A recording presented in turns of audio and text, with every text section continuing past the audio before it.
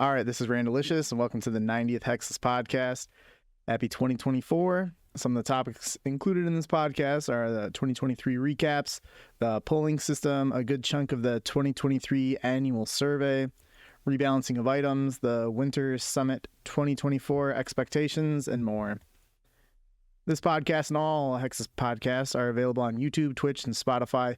You can submit a topic in the Submit a Topic channel that we have on our Hexis Discord server, and we'll give you a shout out if your topic is selected to be added in on it.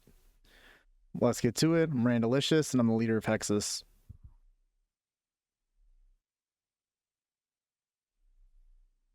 I'm Rune, Arson Blade. My name is Seb, and I'm a virgin. I'm Sody Soda Bass. Yeah. Hey, it's Dkho. Rank 2 Ironman. All right, so something that we had going on in Hexis between July and December was this Hexis competition point season that we did.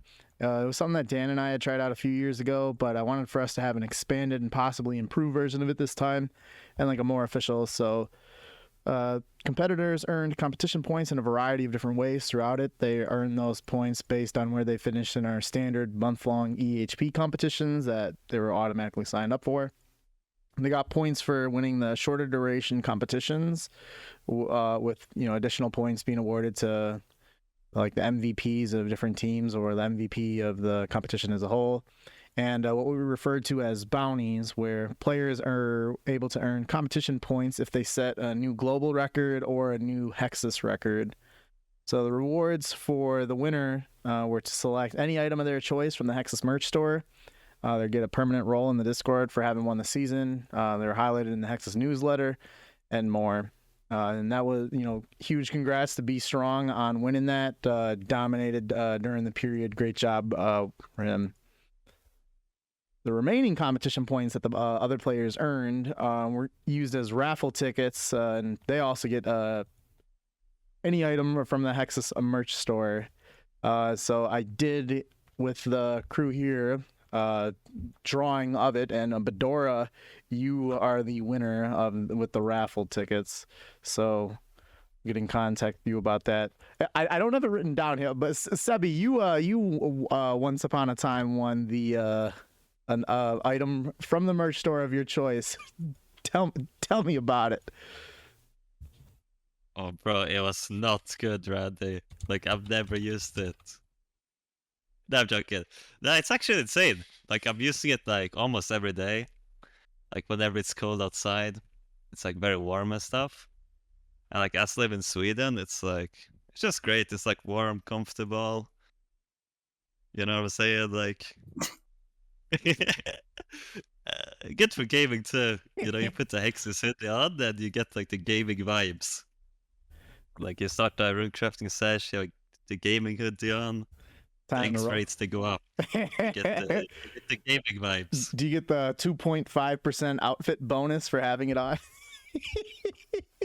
I wish. Like, can you like upgrade it for me? That'd be sick. Dude, can you imagine how expensive that is? Yeah, it is like a 2.5% extra XP, yeah. But shit. Yeah, so Sebbe won it a few years ago, and so I told him, like, yeah, go ahead, pick whatever you want from the Hexis merch store. And he picks out the most beautiful, most expensive, like premium hoodie. And like she was like, damn, like it was like $60-$80 or something like that. But glad to hear that it's still going well and still working out well. That's good shit. But yeah, the Hexis competition points, we got new season that started last week when we had that badge comp. But yeah, it's something we'll continue to be doing. But moving on, Dkho, you recently just set the record for the #1 Hunter 6 hour. Tell me a bit about that. How did that go? Yeah, so it's a record I've had for probably about 18 months now. but it's my third time overtaking it. So first time I got like 1680, which is about I think 277 k per hour. Now the second time it went to 287, and now it's 292. So this time I actually had a few things going for me. They had an update with the dead traps, so you can't get any dead traps when doing black chins, which basically means every trap you place down is gonna attempt a catch on a black chin. Because you know when you HUD, you often see like some of your traps, they stay open and then they never catch anything. That Right. never really happens anymore. Yeah. Oh, But yeah, really? so I kind of got a buff from, I guess, shoutouts to Model Arcane. He like fixed some code that kind of helped out. But the second part was there's a unknown like tech where you can use dark lure on the fourth chin. So you know in the black chin area you've obviously got your three spawns, top right, bottom left, and bottom right. But there's a northwest spawn that's like a little bit far away. And what I did was I paid someone to like dark lure it, so he basically just runs towards my traps. Helped a little bit with XP, so it's pretty sick. Very stressful, I would say that record, because Yeah. the run could just be over and it's just not in your Just control. one Like, guy in salad robes. Yeah, bro, it's just some random American on the piss, just wants to hit you. Nothing I can do, but luckily we got hit like maybe about 6 times, but it all went for my ult and the rudder, so I got wow. pretty lucky. Did you have any boys on speed dial? Come cover ya? No. It's kind of like rough with singles plus. There's not much Yeah. they can do to get on you, Yeah. so it's I guess kind of especially just since they like changed kind of like how that PJ timer works too, right? Yeah. yeah. That's I'm the not sure if you can.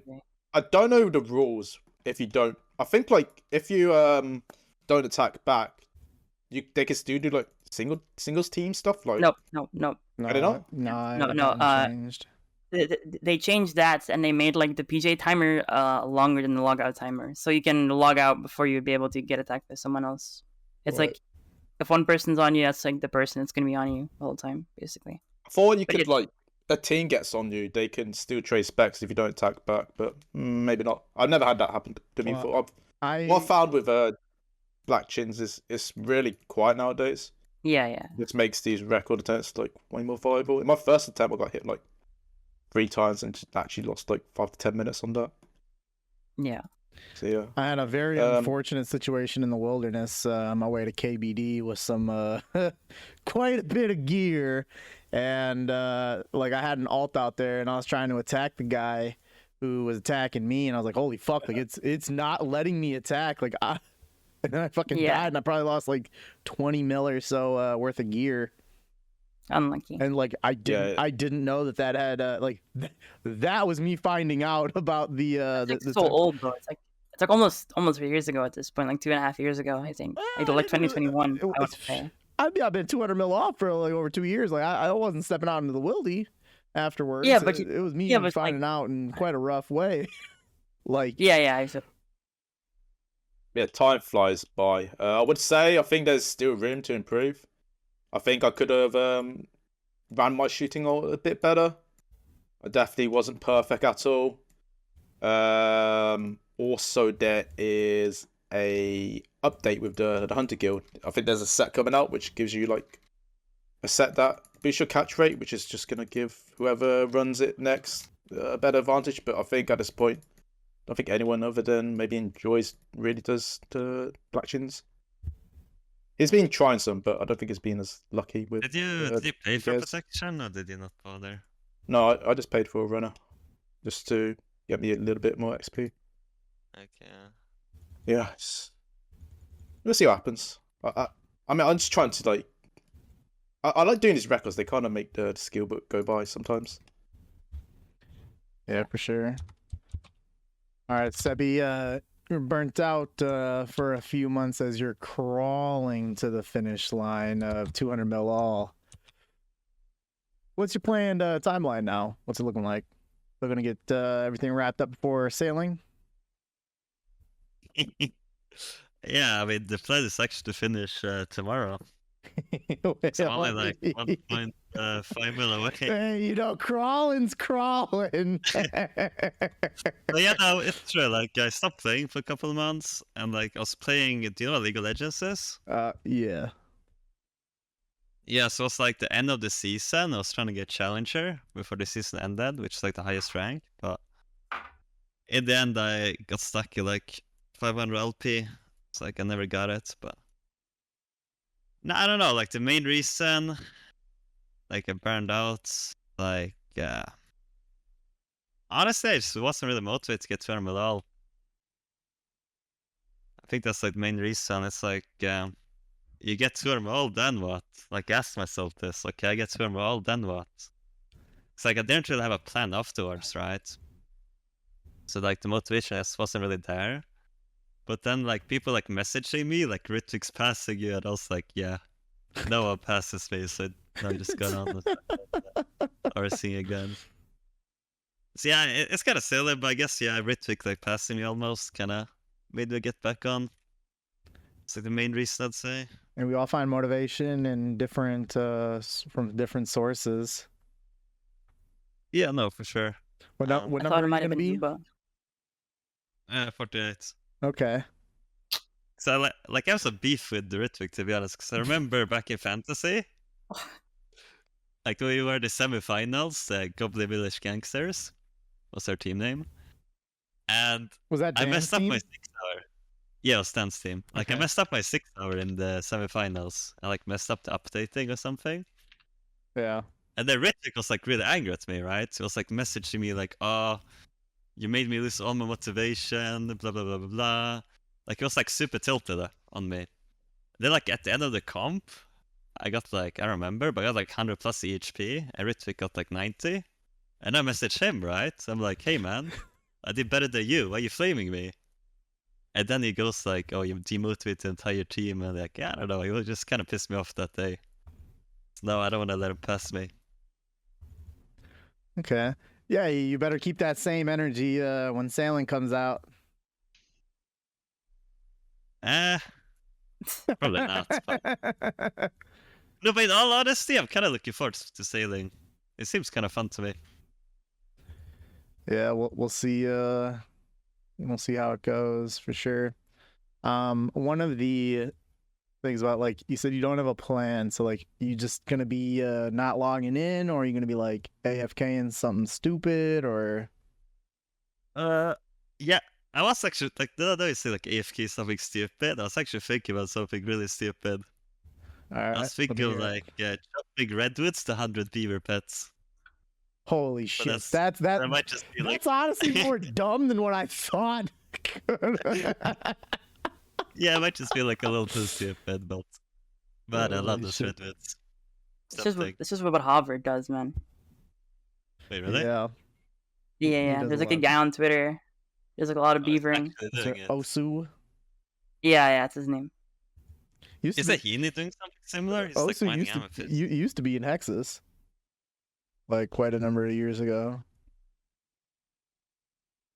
But No, well- probably again a bit, but not too much probably. well, huge achievement, big congrats on it. Yeah, thank you.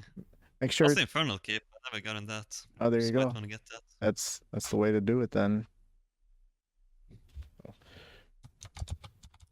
All right, so moving on to some more just general topics. So then, so Jagex announced that they will be closing down the official forums permanently.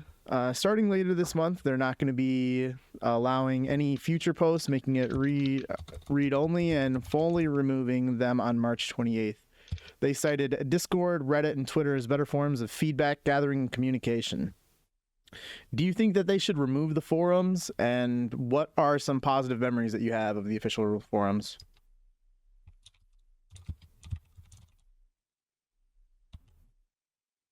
I don't really ever use the Runescape official forums. I think the only time I used it was to try sell my third H1 for over max cash, but no one was dumb enough to buy that. Other than that, I know people say they have good memories of the high level forums, but I think just the overall RuneScape official forums are like kind of outdated. Like no one Yeah. really uses it. It's people use other mediums like Discord and like Reddit. So I don't think it's a bad option to get rid of something that's just not really being used. But I think other people who actually might use it could have another opinion. But there's also the topic with like, let's say Reddit, is Reddit like the best place to get the opinions? Maybe it is for Jagex. Other people might not agree. But that's all I kind of had about it. I was too like young to use the old forums when it was big.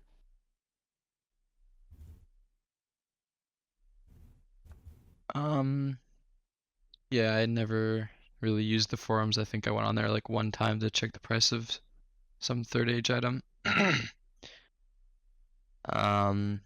Yeah.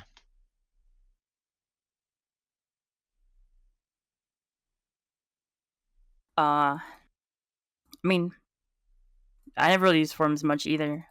I think I remember like a couple years ago, a lot of the like clans in the game, or at least like PVM clans, that have you like apply in like the forum and shit, and have you like you have to enter your like combat level, whatever your what gear you have, shit like that, and like that was cool. I just don't I don't really mind that much that it's like going away or anything, but I just don't really get why. It's kind of like it's like a cool like old internet thing to me, which is like kind of what at least old school is about. Like I kind of get the whole. It doesn't really fit with RS3, I guess, because the only reason people would really use it is like selling rares, and the max cash got updated to like I think it's like 2 quintillion or something now, or 2 trillion, something like that. So I guess that's kind of like gone as well. But it's just nice to have like an official like I don't know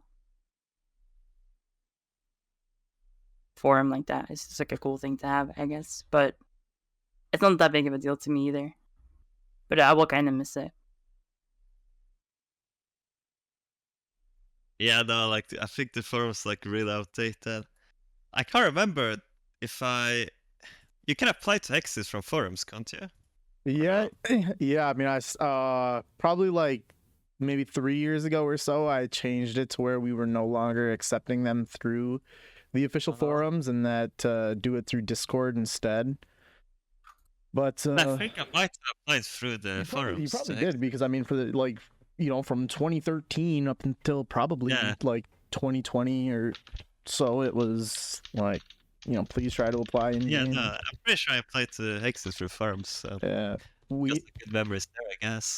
The original like Hexis forum thread, I ended up because there was like a 2,000 post limit on a certain thread, and like we hit that on the first one, and that certainly took a while, probably like 5 years or so, and then I made the other one that is just kind of hanging around out there until it's I mean, obviously that's gonna be the last one then, but like I actually discovered Hexis on the official RuneScape forums. So in April of 2013, I was just looking around, like just trying to, like Hexis ended up like was what I was looking for in a clan, and I ended up joining. But yeah, like I found out about Hexis through the official forums, so that would certainly is probably going to be my most like cherished memory of the forums. But it was really cool, like back in the day, getting to see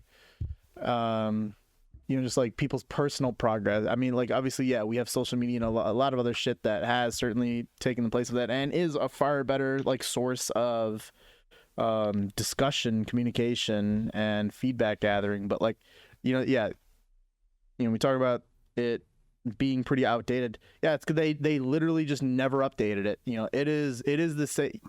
Aside from maybe changing what the interface looks like, they haven't made any changes to that shit, in at least 10 years. So, if they wanted it to be a better source of discussion, I think that they certainly could have made some infrastructure changes to the website for it to be. But yeah, it's unfortunate, but I mean it makes sense. I feel like a lot of like gaming companies does this nowadays, where like they don't want to put like effort in something and then they just delete it instead. I don't know. To counter that, I think that yes, but I think that RuneScape wanting to use social media stuff as opposed to their own forums is probably a better idea, because you're getting word of mouth, you're getting a lot more socialization, whereas like the official RuneScape forums, like that, essentially it's like a closed discussion where you already so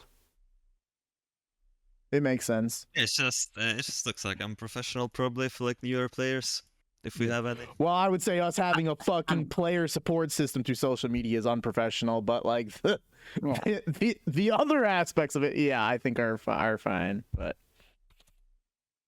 shit. But Also, like, I liked how the forums had like an official like Jagex whatever endorsed way to like find clans and like people and stuff. yeah, Like, I mean, there's you no. were officially tied in, like when you're logged on your shit, like you're logged on to your actual Yeah. RuneScape account, making that like any. I mean, Yeah, we see all these fakes that people make on social media. Like anybody can fake who you like, but this way, yeah, real and legitimate.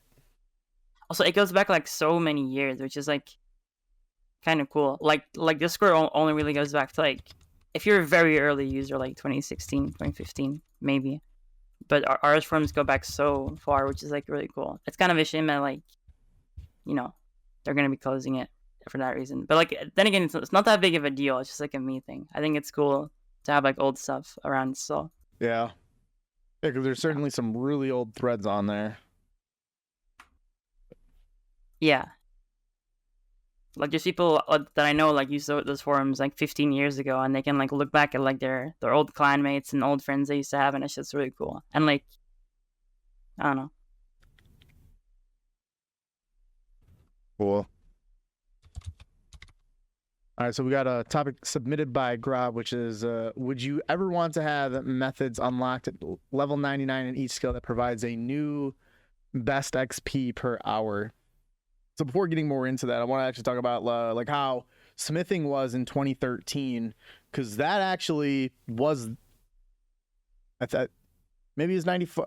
I think you make rune two-handers, skirts, and legs at 99. That's when it unlocks.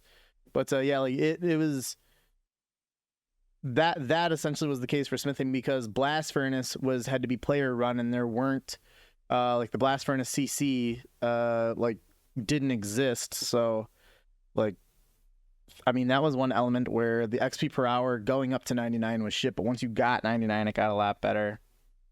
But I would say no. I think that the methods should remain the methods, but I can certainly see an argument to where like, no, actually, no, I don't. I think that they should stay how they are. Pre-90, like the meta should be the meta, whether you're at 99 or if that meta happens to unlock at a lower level, it just does.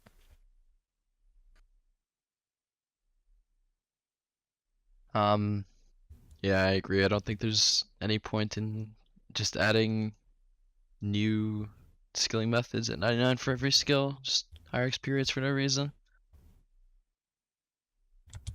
But yeah, obviously if it comes naturally, kind of a bit different. I don't really know what this guy means with what he's saying though. Hey, it's kind of interesting topic. Like at level 99, you can use skilling method. Because like that at level 99 doesn't necessarily have to be like the best XP an hour, right? Like I was talking about like speeding rune 2H, it's like level 99, but it's not actually the best XP.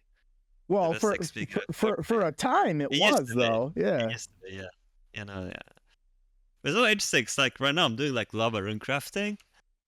I'm pretty sure you only need 20, like level 23 to do lava runes. It's pretty low, yeah. And like it's actually the best XP an hour at level 99. That's crazy. Yeah, that skill is the exact same. 30 minutes after you train the skill until 1,000 hours later. Not even, dude.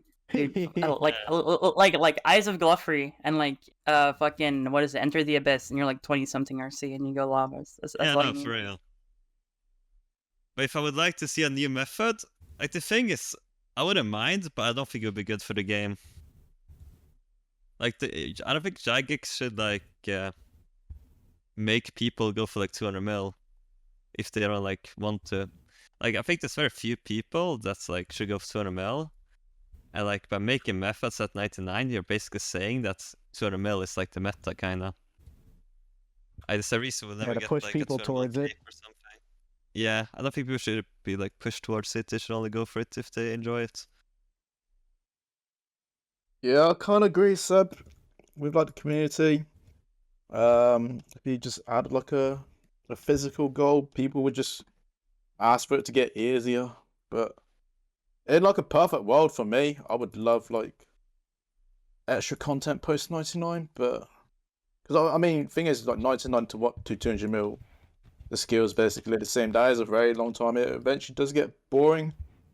So I would like extra content, but the thing is. There's a lot of extra content for every skill. Yeah, there is so much room potentially, you know.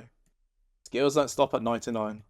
But the problem is people just ask for everything to go easier, then 1 to 99 becomes like pointless. Like look at RS3. I don't even know what's a 120 on RS3 anymore. So just ignore my ignorance. Like, But Slayer. it would be Redemption? nice. Yeah. Yeah. Also I find like a lot of these like content and like the fun methods, they're not even like you alluded to it, where like lavas you can do it at 23. The skillers and like the players, they make the methods, they make it enjoyable. So even if they add content beyond 99, it might not even be very good. Yeah. So I think it could work, but it just needs like the evaluation. I think it's okay how it is nowadays. Yeah, it doesn't have to be the evaluation though, right? Because it doesn't have to be the new best XP an hour. Well, that's what the question was, but you could, I guess, answer it in any kind of way you want. I think it would, because if you just add like a Slayer boss that requires 106 Slayer, then people want Slayer to be faster, so they can, I don't know, grab the turret. I see that. That's the point, just adding like tangible goals in this day and age now. Don't give them any suggestions. Yeah. Like explicit right out. Yeah. Yeah, I mean, I wouldn't really like to see it either, but I don't think it's like very realistic. I don't think Jagex really sees old school as a game where like I don't know. I feel like a lot of people working at Jagex, or at least that's the feeling I get from like updates and stuff they've been making, is like I feel like skilling is like a means to an end. Oh yeah, they had that in one, they had that in one of their yeah.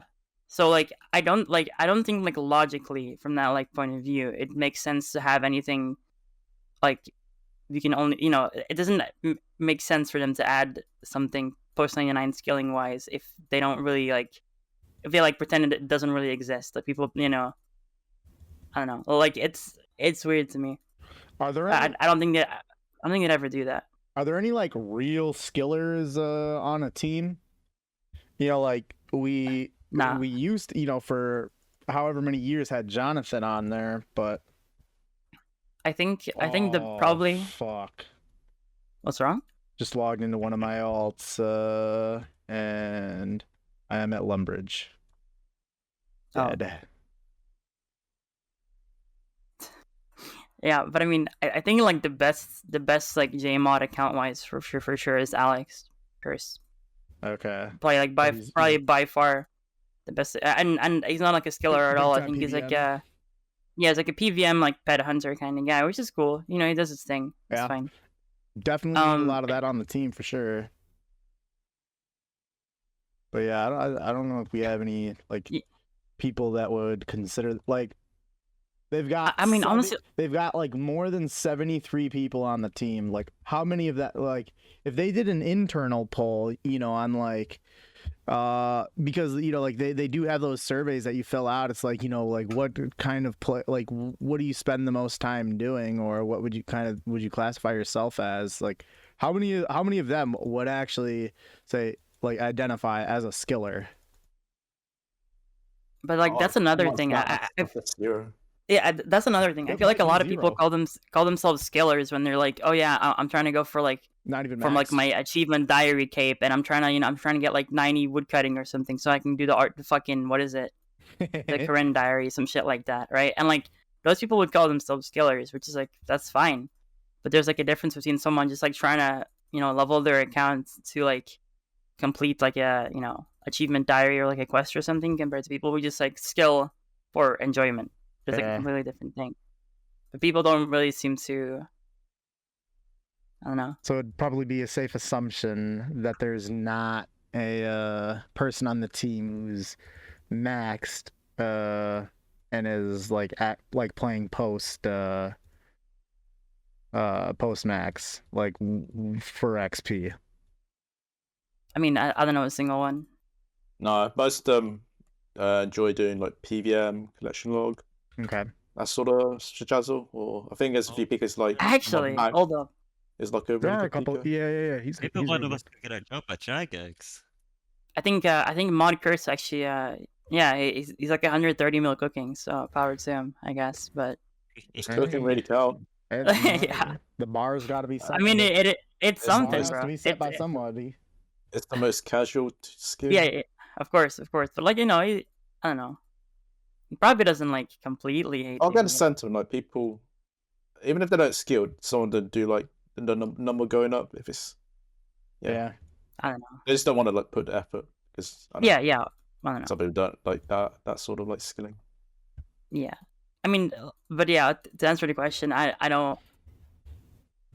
would never want that. I think a lot of the better skills in the game already just like progressively get better the higher level you are, and a lot of the 99 skill perks makes doing the existing methods already with like the skill you just got 99 and make them like a little bit better. Like for example, rune crafting, pouches never break, but I guess it doesn't matter if you do runners. Stuff like mining and fishing, your rate just goes up the higher level you are because you get more fish or more rocks or whatever. I think, and those are like, I don't know, that's like fine enough. I don't think we really need another method you unlock at 99.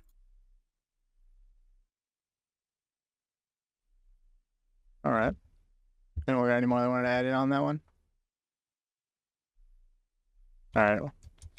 One here submitted by Akacha10. If experience for each skill was capped at 500 mil instead of 200 mil, how do you think that would affect your play style?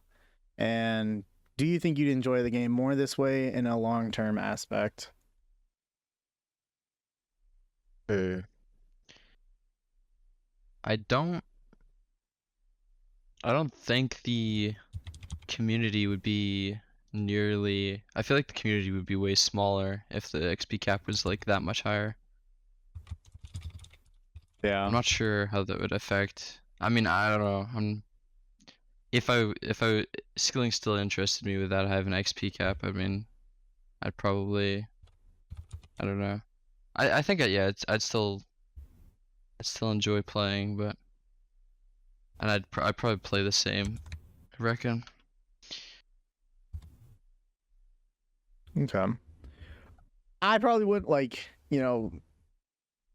when I started, like after I had maxed, I had looked at like doing a couple of 200 mils, and then like eventually, you reach the degenerate stage where, yeah, you know what, 200 mil all might not be impossible, but looking at it now, like, oof, no way. Like I don't think it would be healthy for the game either, to be honest. But I think I would enjoy it less. I don't think I would have played as long term, and it wouldn't be health. I mean, not that any of us play a healthy amount, but it wouldn't be healthy for the player base. I don't feel either.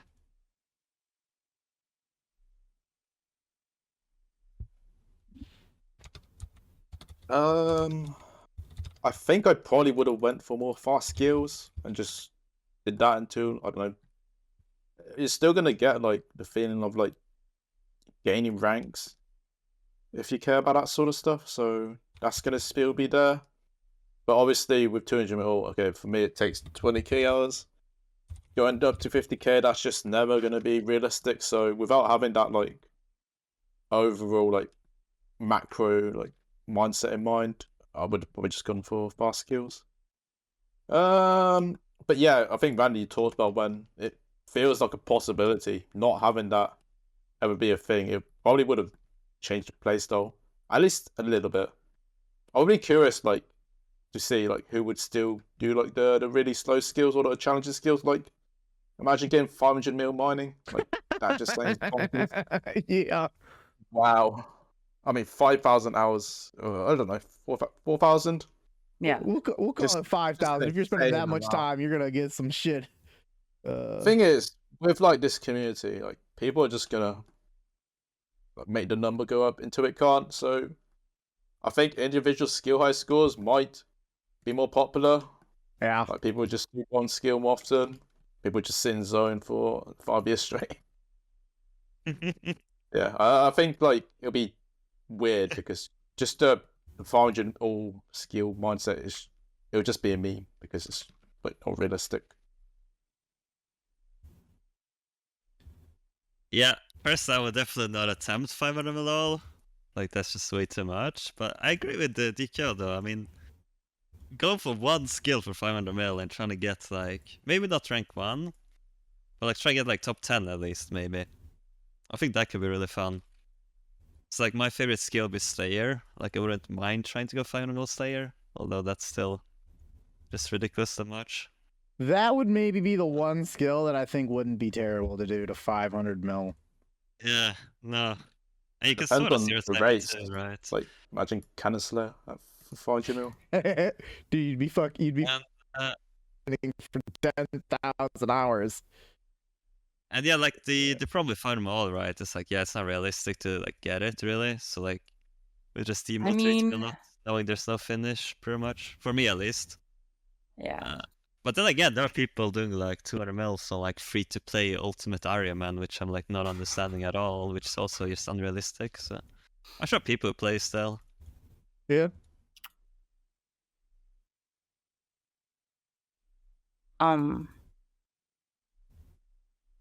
If 500 mil was the cap, I'd probably still be runecrafting. Yeah. I don't know. I've always like kind of thought. I mean, I don't know about like 500 mil like exactly, but I've always thought about like what if skills didn't have a cap like PVM boss. I mean, I guess they have it to like 2147. Yeah, that would be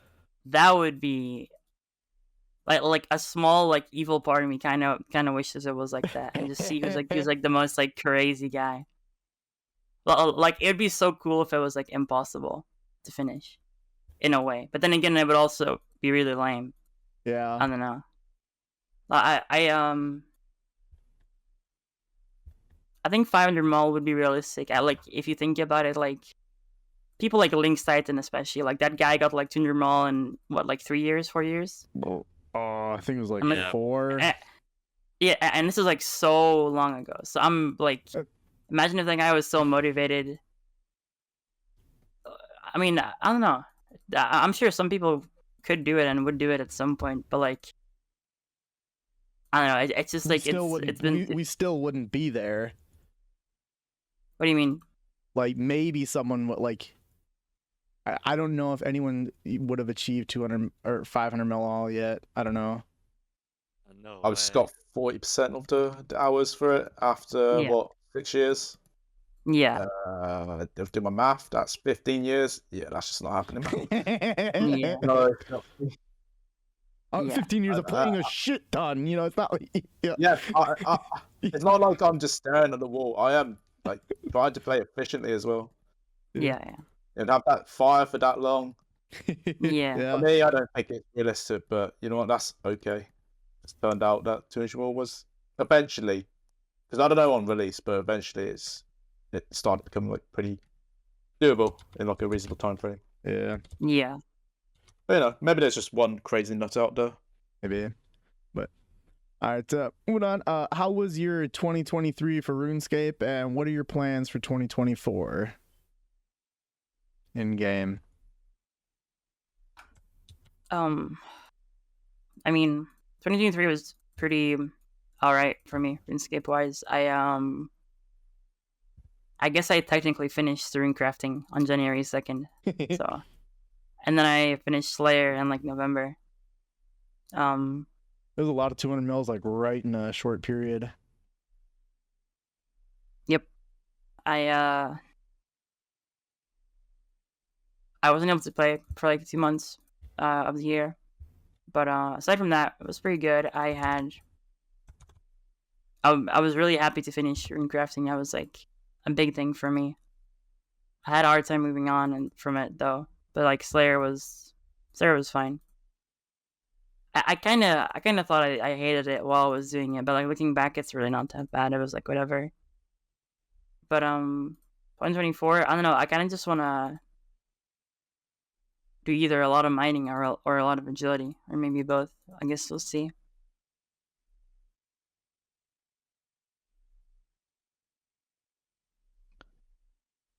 I'd say my 2023 was alright. I didn't really get into skilling until like August, but I don't know. Had fun. And for 2024, I want to finish mining and then make a bunch of money at SEP. My 2023, I made a lot of progress on like basically every skill. Played a lot of hours, and I'll be finishing 200 medal by the end of this month. So yeah, did a lot of the heavy lifting last year. Now I'm just kind of cruising to the finish line. Is Rith gonna be the only one that finishes between you and Sebbe? Yeah, I think Riv is going to make sure he stays ahead of me, and I don't really have any desire to play an ungodly amount of hours just to get one higher number on the main ranks. So I mean, having like number 50 sounds kind of cool to me. Yeah. So I'm comfortable with that. Towards my 2024 goals, let me actually just post the goals that I put on in Solace. Okay, so I'll get 200 mil. I'm gonna then go for all pets, and then I'm gonna go for Jesus. rank 1 Iron Man. Maybe rank 1 overall. I've decided I'm gonna do the 600 month. I Oh, might be God. serious. I might not be not. Also, I'm gonna get shredded this year. Fuck yeah. Let's go. You know, we're making moves in life. 2024 is the year. It's hard to keep that motivation up. But like I got sick in November, and like I was working out probably like 3 times a week, maybe 4. And it's like, fuck, like I took a few weeks off after getting sick. Even though like after I started feeling better, it was like I was so fucking sick I just couldn't like lift, couldn't run. And I was like, oh Yeah, fuck it's it. rough sometimes. And gotta stay disciplined. Yeah, I want to keep the motivation like going up for not just Runescape, but just shit in life. Yeah. Want to just challenge myself to see what I can do. Yeah, let's wait and see. That's it. I might just fucking just play RuneScape all the time. Who knows? Yeah. Hopefully not. 2023 is all right for me. Probably played about like 600, 700 hours or so. I don't know how much of that was on mobile, but most of the time that I was playing, I was just doing Zulrah and Jad and Mole, but I got pets in all those. 2024 looking to I guess we'll find out in a week if sailing's actually coming this year or not, but goal would be to compete for sailing, try to get if I can just still stay top page overall after it goes out, which maybe we'll have about 60 or so people, 60 to 75 probably, 200 mil all at the time of release. If I can still just maintain 25, I'd be happy about that. Plan, work not fucking me. I'll have like at a minimum like 45 days that I can take off. So we'll see how long of a skill that is. The shorter it is, the better my odds are. But hopefully 2024 goals going to be try to max my ult before sailing comes out, which I've only got like Slayer, agility. I think that's like 80% of the time left. So get that done, and maybe start trying to spend a little bit of time on Nex, and just continue to make money, just in potential that there's something for sailing that money helps out. Whether like if it's a runner, a booster, whatever it may be, money is important. Could potentially be important. So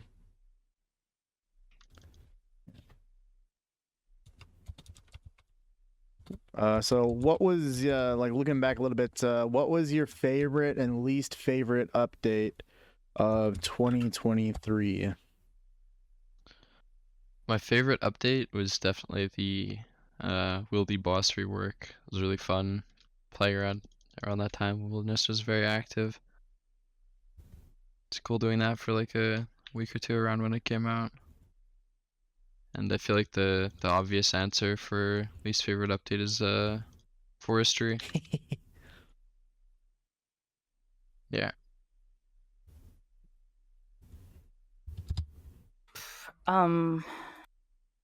Favorite update. I'm like looking through a lot of the stuff. I don't know. I think I mean the Goldie boss rework was really fun, but then again it has some pretty weird downsides. I think the bounty hunter like comeback was kind of cool. It's just a shame how they only had like areas where protection prayers weren't allowed. Oh, dude, DMM for sure. DMM was probably like the most fun thing this year that they added, even though it wasn't that good of a DMM. Years, right? Yeah. It was the worst DMM ever, probably, but it was still fun.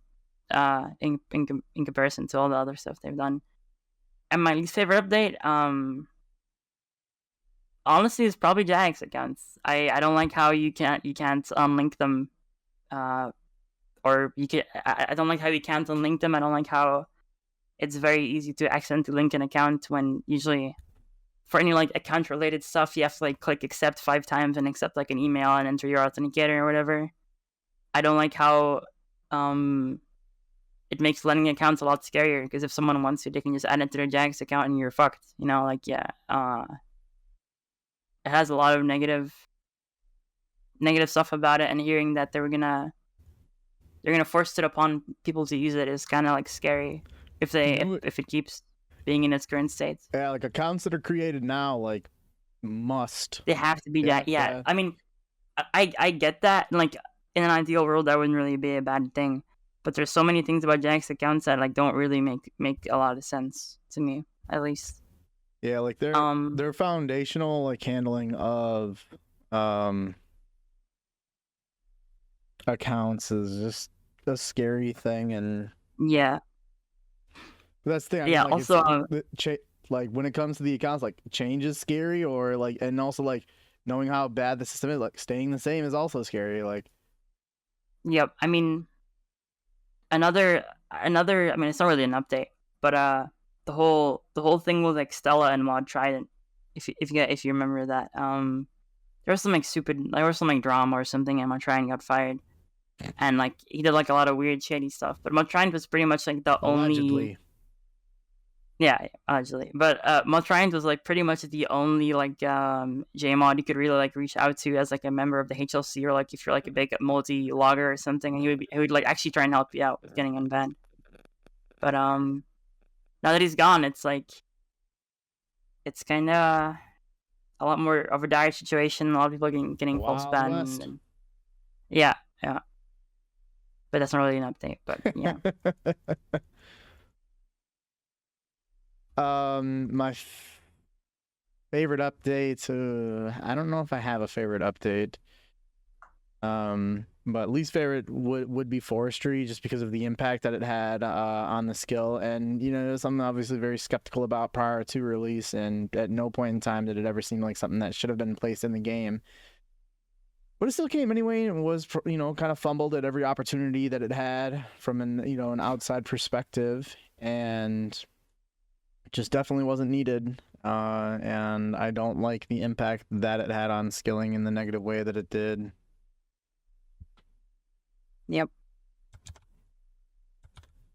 All right. It's always super lame in my opinion when like mini games or like niche content they add to a skill influences like the whole entire skill. Like it's very confusing. I did actually think of what I think would be my favorite update of 2023, and I'm pretty certain that it was in 2023, which was making the if you have 200 mil fire making, because you brought up the the pet from Winter Todd.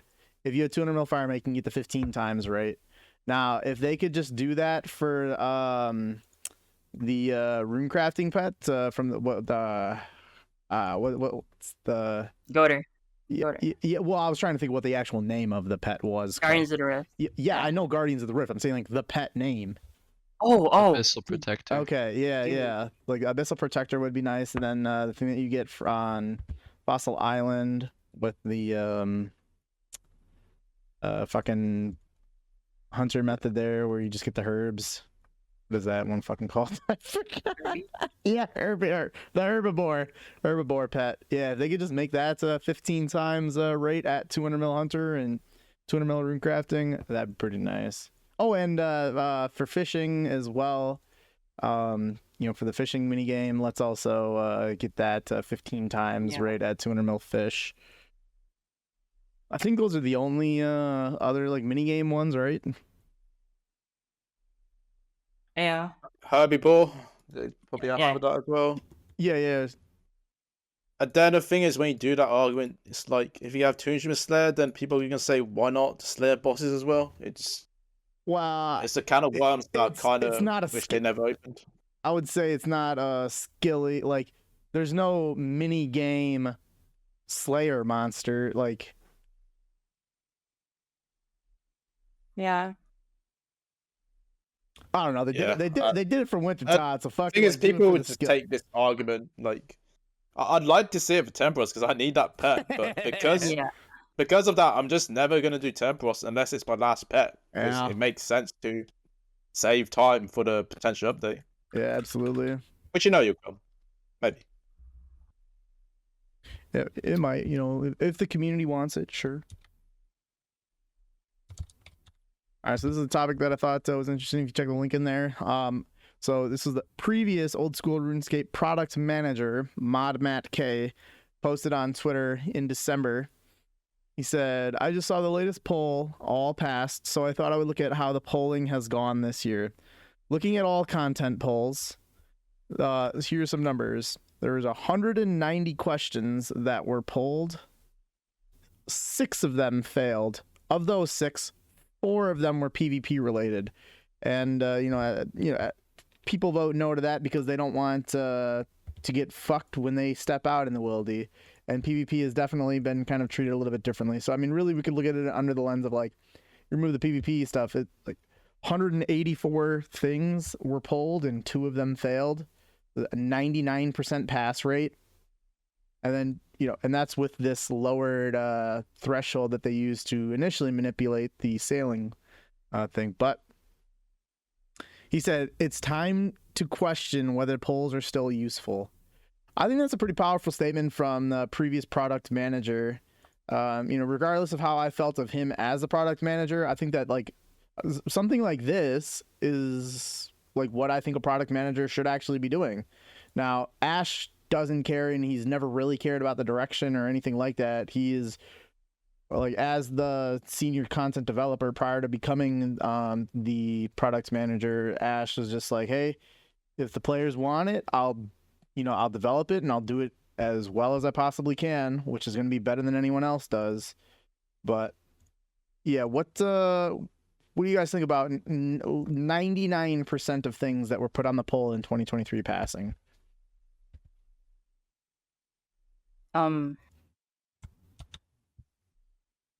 I don't know. It's like it's just kind of crazy. Our new polls were like stupid, but I didn't know it was like the numbers or whatever. Like seeing it is kind of wild, but I don't know. It's just like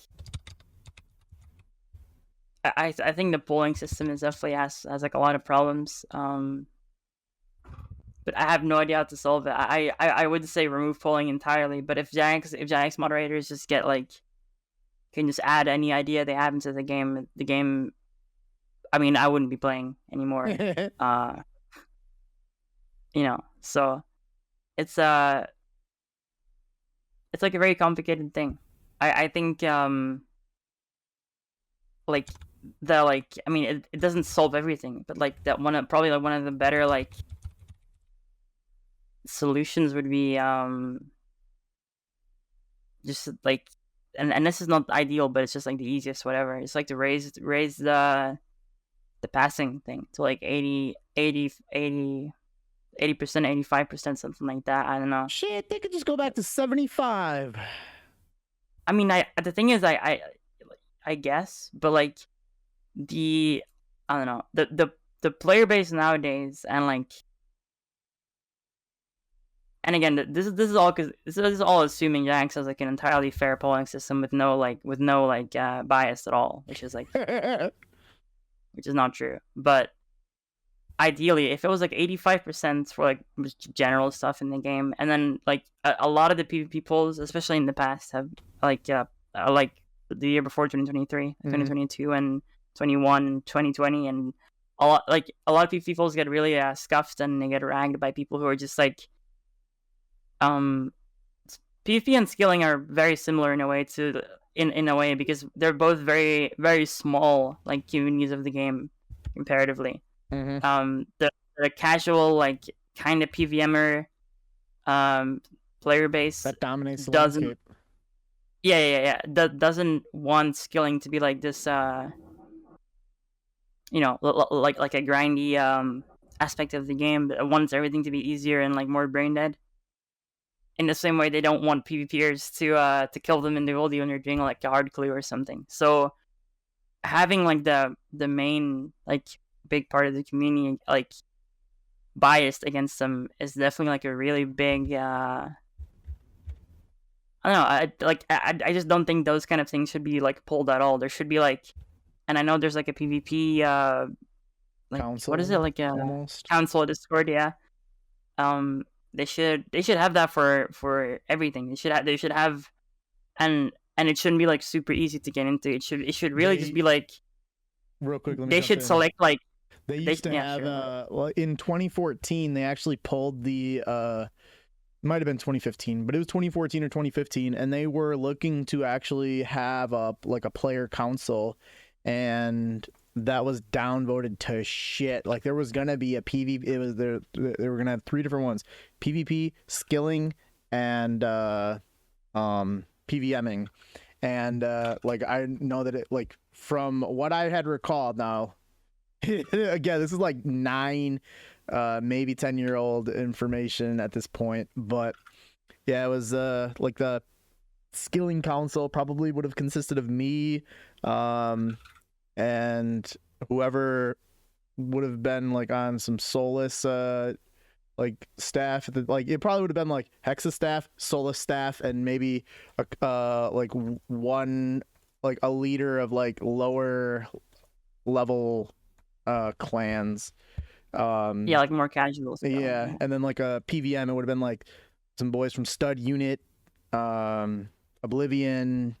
I mean, there's a shit ton of PVM clans, but yeah, it was something like that, and it got downvoted to shit.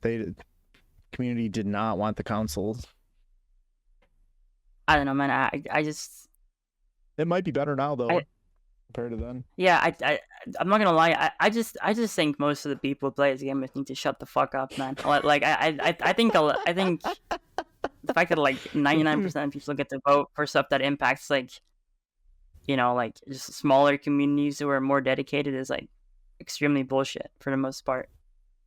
I think there's definitely more general game stuff that makes sense to poll, but there's a lot of stuff like PvP skilling even PVM content that does not make sense to just have like anyone with like 1,000 total vote on, and like I don't know, it's just not like like the kind of shit they were doing in like 2013, 2014. Sure, a polling system works fine. But the kind of content they've been releasing since like I don't know, I would say like 2016, 17. Like I don't understand how they think like polling is well, I mean the current polling system is like it's not a really good way. effective. Like I feel like it really started to lose its luster with the like shortly after now you say 2016. I feel like it was more so like 2015, which would have been like I feel like the game really Zaya, right? because Zaya was more of like the mods wanting to do it, and then must pull. I feel like the last big update that we got that was like truly like the game was still in control of the players was the release of the achievement diaries, and everything else after that has been, it transitioned from the players getting what the players want to the mods telling us what their ideas are and looking for our approval on it. Yeah. But all right. I have no idea where we were in the answering of that question. Was there? Was there? I guess 77 because you and me kind of talked a lot. Yeah. Yeah. I don't know. I mean, having a voting system is nice, but the people who can vote, there's like the requirements is 300 total level and 25 hours of playtime. Yeah. Those people should not be able to vote on anything. It should be like, if you want good poll results, people actually know anything about the game, it should be like 1750 maybe. I don't know.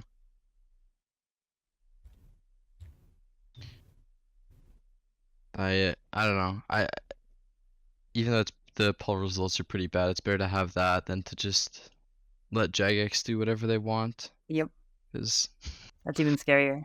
They have some crazy ideas.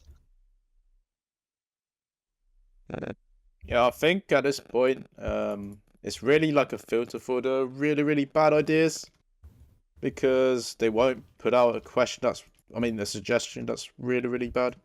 So that's really what the poll system does nowadays. It's more of a formality. I think the most impact you really get nowadays is from the feedback, because you often have like they'll present a blog or something, but then it gets shut down. I think there was recently an upgrade to the Dragon Defender, and people questioned it, saying that it's just going to make the Dragon Dagger better than the Dragon Claw. So really the value you get is not from the poll itself. That is just complete formality outside of... Do you think they've just gotten that much better outside at of like interpreting the feedback that they receive?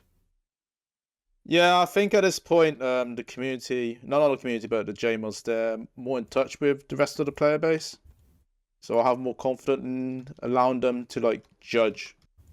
Hold on, I'm trying not to dodge on this. Yeah, I have more confidence in how they manage the game. I think they know more what the players want nowadays. So yeah, the polling system. I mean, you see it, like it's just everything passes. They even tweet it. Yeah, what a surprise. Yeah, I mean, I think it's like a feel good factor for the community as well. It makes them believe like they have their say in the game, which is quite unique. A lot of time I don't know. I haven't played like another MMO for a while, but I feel like a lot of game devs you're kind of left in the dark, but you don't really get that in Runescape. Quite unique in that way. Yeah.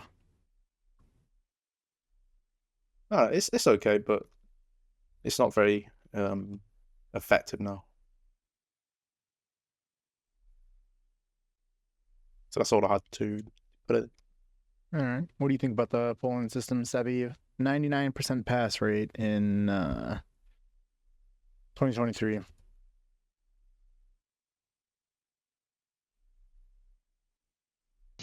He's muted. He said he was back, so... Yeah, maybe he doesn't realize. Okay, yeah, no. So like, 190 questions failed. You tell me 99% like succeeded. So 190 questions. I'm sorry. I can see how you can see that with how that is. So there were 190 questions that were polled, and 6 of them failed. 4 of them were PvP related, which I don't think is fair. Oh, Kinda okay, yeah, so like, gotcha. if you remove the PvP ones, like 2 out of 184 things failed, Yeah, that's messed up. or That needs to get 186. My bad. 99% pass rate.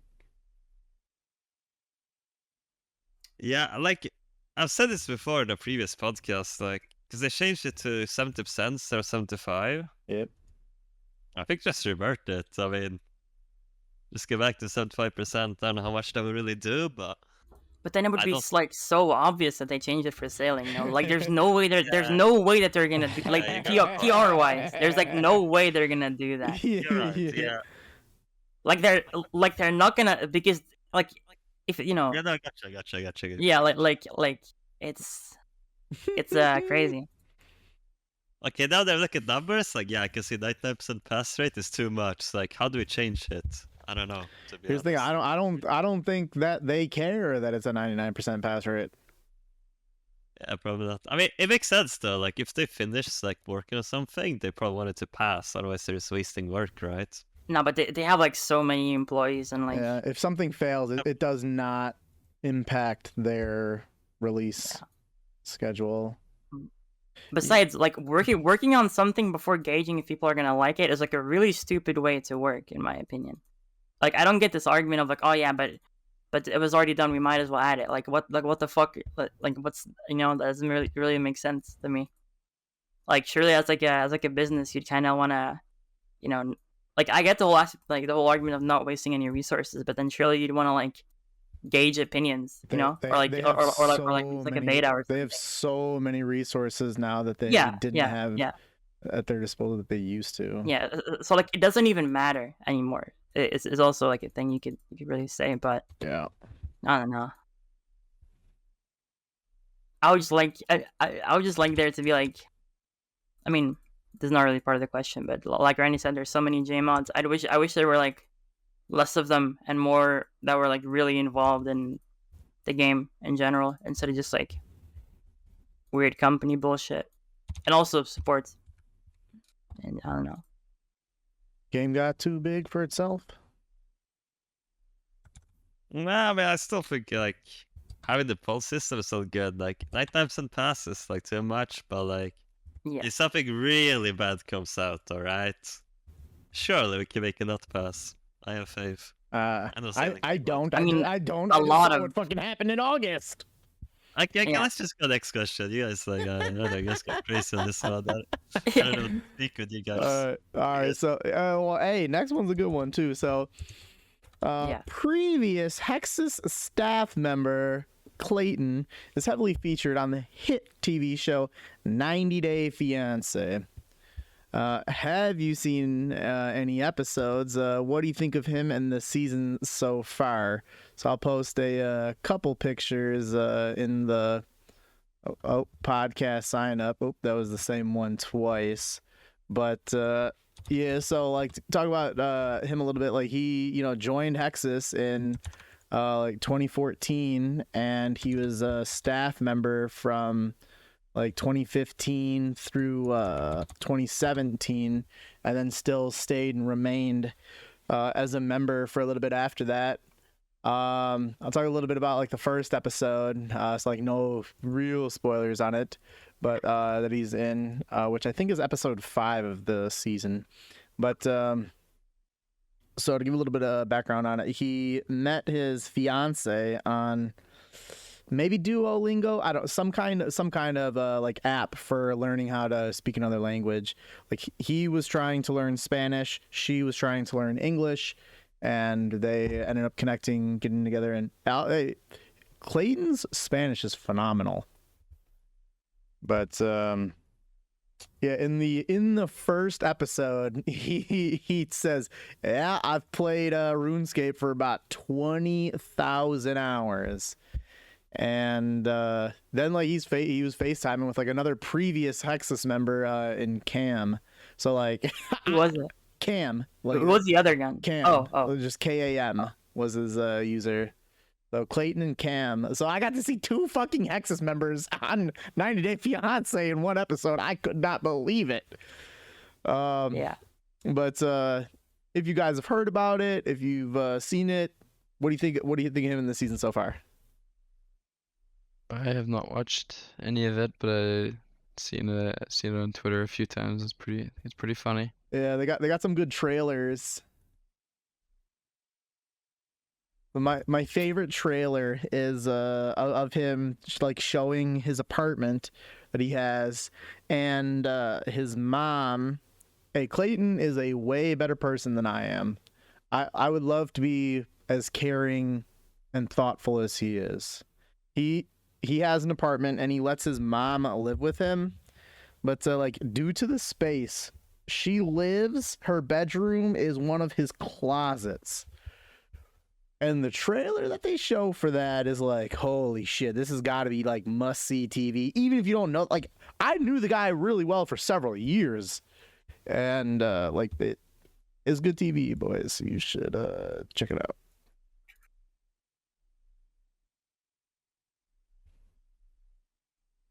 Yeah, I don't really watch, like, TV or series or anything. I've seen, I remember, like, a month ago or something, I saw, like, maybe on Twitter, like rank 1 is a rank 1 magic? Yeah, like rank 1 magic or something like that. Like is on whatever. What's it called? 90 Day Fiance. Yeah, and I was like, oh lol, that's funny. And then I remember there was like a little snippet of like, and it sounded kind of staged. It was like him and his friend doing like giant mole or something. It was funny. But like I don't really watch series or TV like that, so I mean it is like garbage TV. Like it is meant to be. Yeah, it's like American. Well, but I don't think you should just associate American with garbage. Like no, I mean like American TV is like insane. If you ever watched the British versus the American versions of Kitchen Nightmares or Gordon Ramsay shit, it is insane. It is insane. The Gordon Ramsay, I like his show, Master Chef is my favorite Gordon Ramsay show. Yeah, I like the competition with how they eliminate people. Wow, kind of rude. You seen it, Sebbe? To be honest, I've never seen the show, but I heard of the guy for sure. I like Clayton. But yeah, I might give it a watch. Yeah, you should definitely watch. Like they are long episodes though, but like I would pay serious money, you know, with other couples that are included like on the season as well. I would pay some serious money for a Clayton cut. If someone can get me a Clayton cut, name your price. What does that mean? I only want stuff about Clayton on there, not about the other couples, because like they'll show like Clayton and his fiance for, you know, maybe like 5 minutes or so during the episode, and then they'll cut to another couple for a couple minutes, and then yeah, that's so weird. That's what I mean. That's such like low attention span bullshit. Like I don't understand. So yeah, so I would I would like just a Clayton cut where it's only yeah, him and Annalie. All right. One of the big posts that they had was Project Rebalance and overview with the Scythe and the Fang. And what they're looking at is they're looking at focusing on a number of rebalancing tweaks to NPC defense weaknesses and buffing and nerfing certain gear as well. So some of the notable items that are planned to be nerfed is the Fang, the Void Waker, and the Occult Necklace. Notable items planned for a buff are the Scythe and Inquisitors. So there's some of it on there. Please read. There's a lot more on it than just that, but on just some of the larger things. What do you think about the gear nerfs and buffs, and do you think the gear changes are necessary? So I use the Fang for my Jad attempts. I've used it for, you know, hundreds. Probably maybe like 600-700 Jads or so that I've killed with this Fang that I have right now. Because like for me, like that's the best with how I specifically do it. So I'm not looking forward to that getting nerfed. If that gets nerfed, I'll probably have to go back to the rapier. I think I'll probably stop once I get 2,000 kills. I'm at like 15 something right now. But yeah, that'll suck. I mean, it is super accurate, and that's what makes, like using the blood amulet with it just all the much better. I have I have a Scythe on my main and a Scythe on my alt. So you could only imagine how excited I was when I hadn't even checked the price of this shit. Then I see like the Scythe went up like 350, 400 fucking mil in like the last 3 months. So, Yep. oh, shit. So that buff I'm pretty happy about.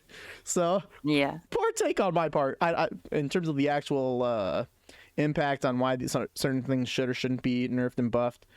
I don't know. Like the occult probably, yeah, based on like that thing's less than 1 mil, and it is the single-handedly the. But they're not like they're not nerfing magic. They're, No, they're like they're distributing it to That's very other important. pieces.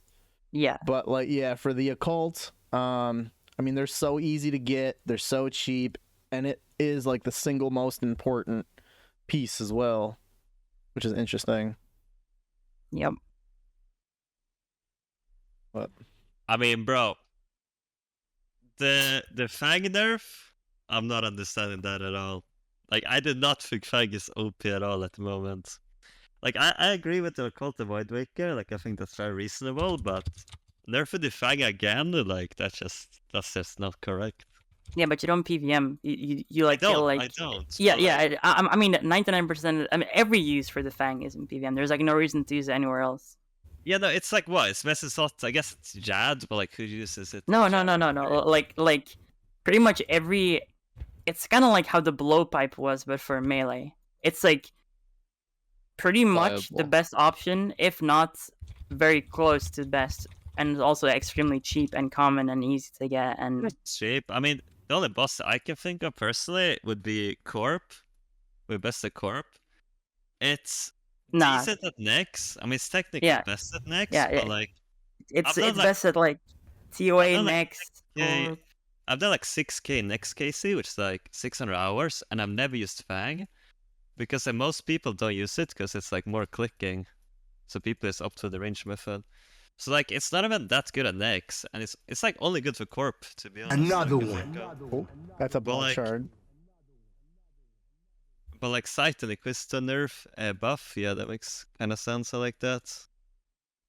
Like the Scythe's like expensive to use and stuff, right? People don't use it that much. Yeah, it'll make, from what I was seeing, I'm not sure if it was a 6 or a 16% overall like increase in DPS with the Scythe, and they were gonna cut the cost on what they estimated to be cut the cost down by like 25% or so.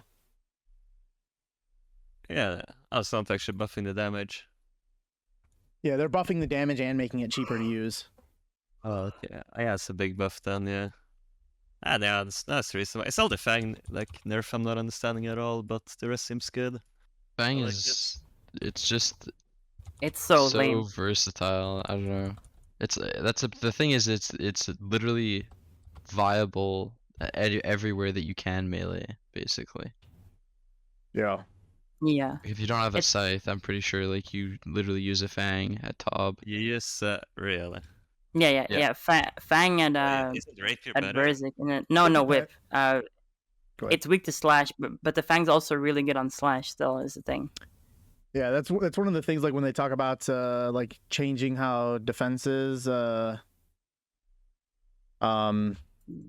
like there's certain monsters that are weak to a certain style, but using a different weapon using a weapon on a different attack style is still better DPS, even though that's not their weakness. So they're looking at trying to change that with some things as well. Fang is it's just such like a cheese weapon. It's like it's so lame to me. It's a I lot like it. it's a lot like the Bofa, but it's even worse than the Bofa because the Bofa is like not even like really best in slot in a lot No. of places. It's good at like mystics, but like what the fuck? No one's who cares? But like the Fang is like best in slot in so many places. It's Oh, Corp, no? And like Nexus no, decent. no, dude, you just have no idea about PVM. Like the fact that like No, but they've debuffed us though. Like time out, Uh, they've debuffed us though. I It's mean, best in slot in TOA. At Nex. TOA Chambers has a lot of uses too. Okay, it might best on the next, but I'll tell you what, 90% won't use it next. I can tell Yeah, you that much. well, Yeah, because They're lazy. because they're like venues and they don't have like they just want to chill. That's fine. But anyone doing next like I don't know, try hardly or whatever, they Nice, what, TOA and Corp?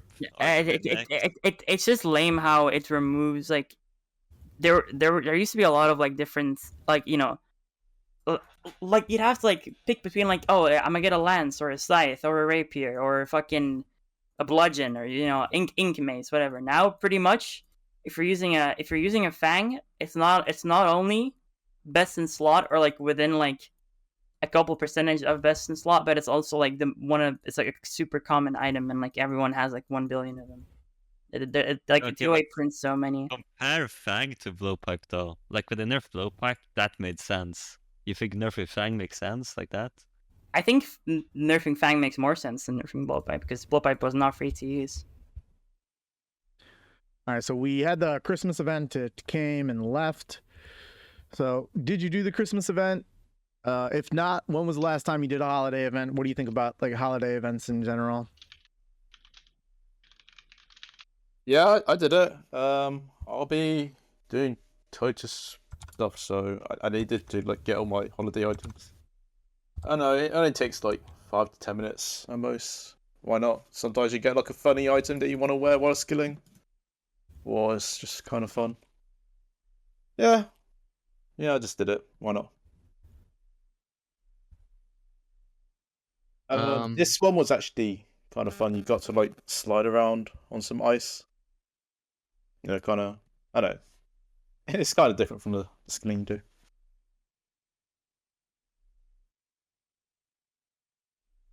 But that's it. Yeah, I just did it for. Because why not? I didn't do it, but I usually do the holiday events. Just I don't know. I think it's like just a nice break sometimes. Do it like happens like 3 or 4 times a year. You just go do some 10-15 minute event. Look at the cosmetics and then go back to whatever you're doing. And the last time I did a holiday event was a Halloween one.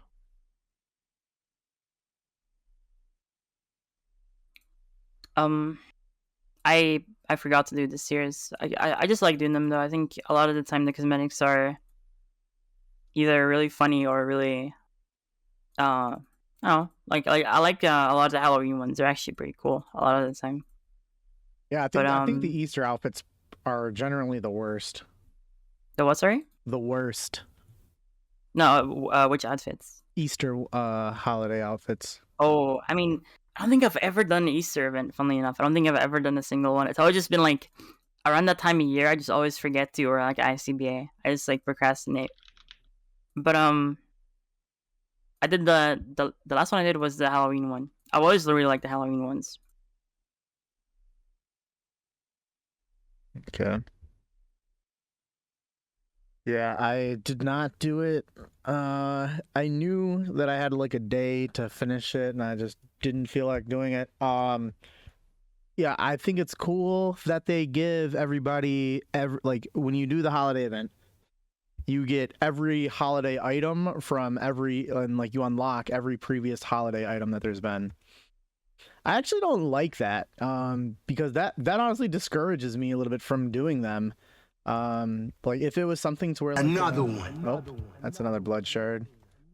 If the holiday items were set up like how they were, and I don't know if they still are, like in RS3, where it's like, this is coming out, this is this year's release. If you don't get it, if you don't do the event, you're not getting it.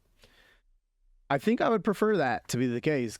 I would actually do them. I think that the events themselves would have more significance, and you'd be able to like closely associate certain items with the events. Whereas now, if you do it, you have no clue where those items are actually coming from, like which there's like no association with the event that had previously been done. So I don't know when the last time I think I did one in 2023, but I think I would like those to be just a discontinued item. But that was one of the things they wanted to avoid was discontinued items. I usually do them like every time, but also really log into the game, so I never did it.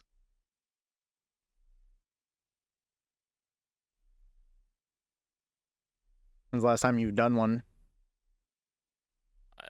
I mean, the last event, I don't know that was. I mean, I usually do like the Easter one, the Christmas one, the Halloween one. You should do them all. I think they got that summer one too. Yeah, I probably did that. I Alright. remember. So a big chunk here we got is going to be talking about the annual survey 2023 that they put out. It was released in December.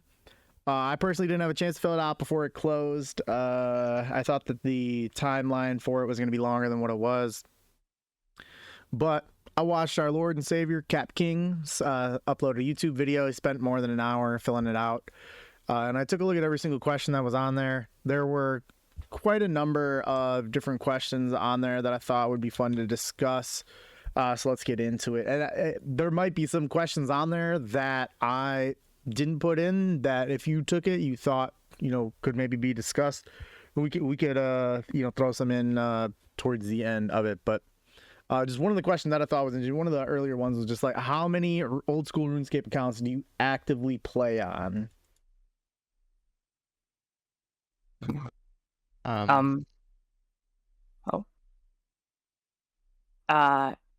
Pretty much one nowadays.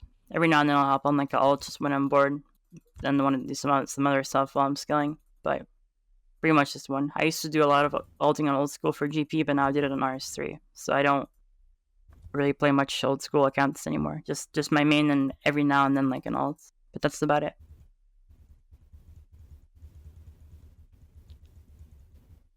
Yeah, I'd say I play 3 alts, or I play 3 accounts usually.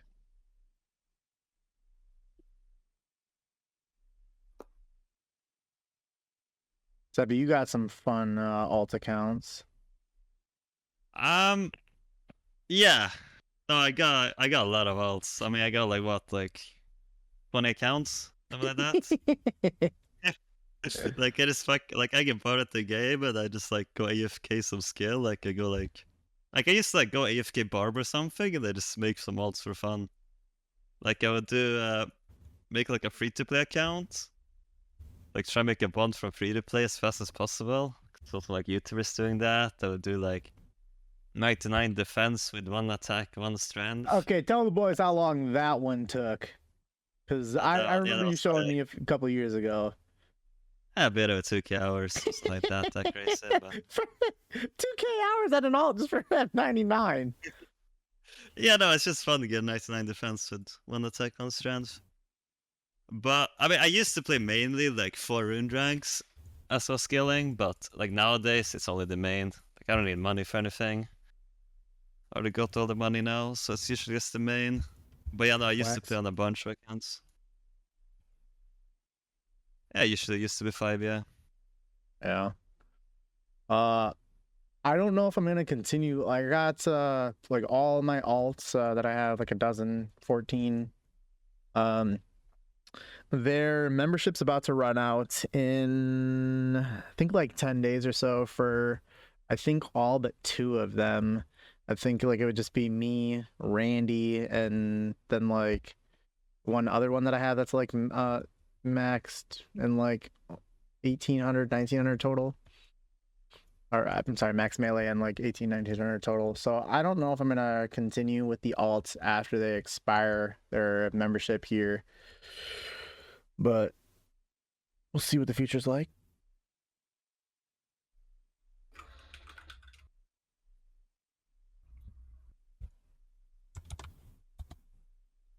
How many accounts do you need to play on to efficiently play a standalone Iron Man? I play one standalone. I've got 2 accounts that are alt methods, but not really training. There's just one account. I don't really have any interest in playing other accounts, really. Yeah. I'm interesting enough. Never bored.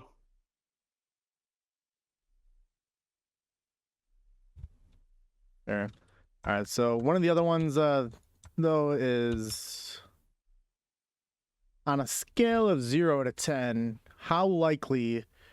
I'm sorry. On a scale of 0 to 10, with 10 being the most likely, how likely would you recommend old school RuneScape to a friend? And if you have any reason, talk about as to why. I do not think I'd be very likely to recommend it to a friend, because I don't think most people, or many people that I would suggest the game to, would find interest in like skilling or something that I'd be interested in showing them. You know. And also there's like there's a lot of like, from making an account to getting to somewhere where most people would find interesting, like raiding, it's a lot. Hundreds of There's a hours. lot of time in between there. A lot of dedication for someone who's like just trying the game. Give me a number. Like 1.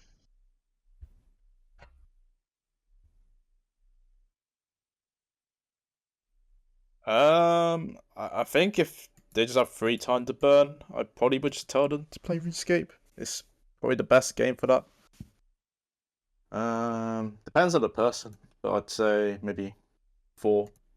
Definitely more fun games out there, especially if you just want to play for 1 hour a week. It depends on the person. They just wanna, like, I don't know, do something on the side, because there's not many games but that you can do like kind of passively like RuneScape. I think it's really good in that aspect. Yeah. So I'll give it like a lukewarm 4 or 5.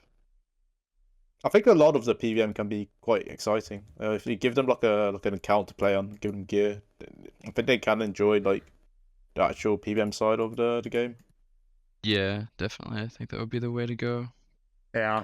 instead of having them start from scratch. Yeah, but at that point, you're just kind of handing the game to them rather than having them experience the game.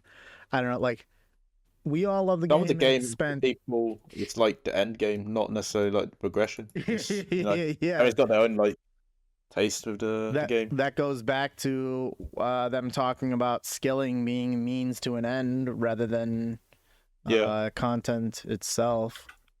But I don't know. Obviously, I love the game. We all do. Definitely would not recommend it. I don't know if I would honestly recommend it to anybody.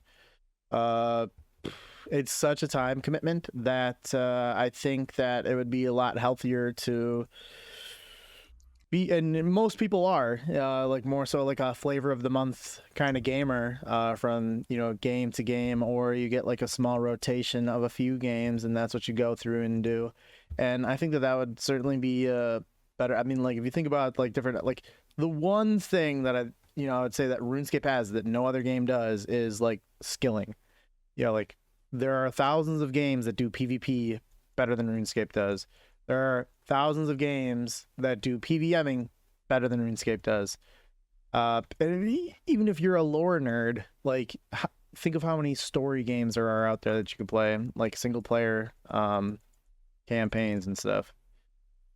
But nothing has skilling the way RuneScape does, and I think that is like just what makes it so special for me and for us.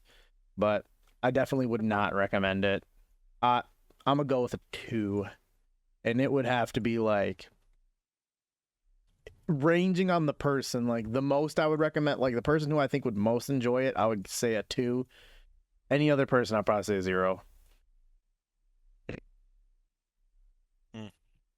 Yeah, I mean, a lot of times RuneScape is sort of like a lifestyle.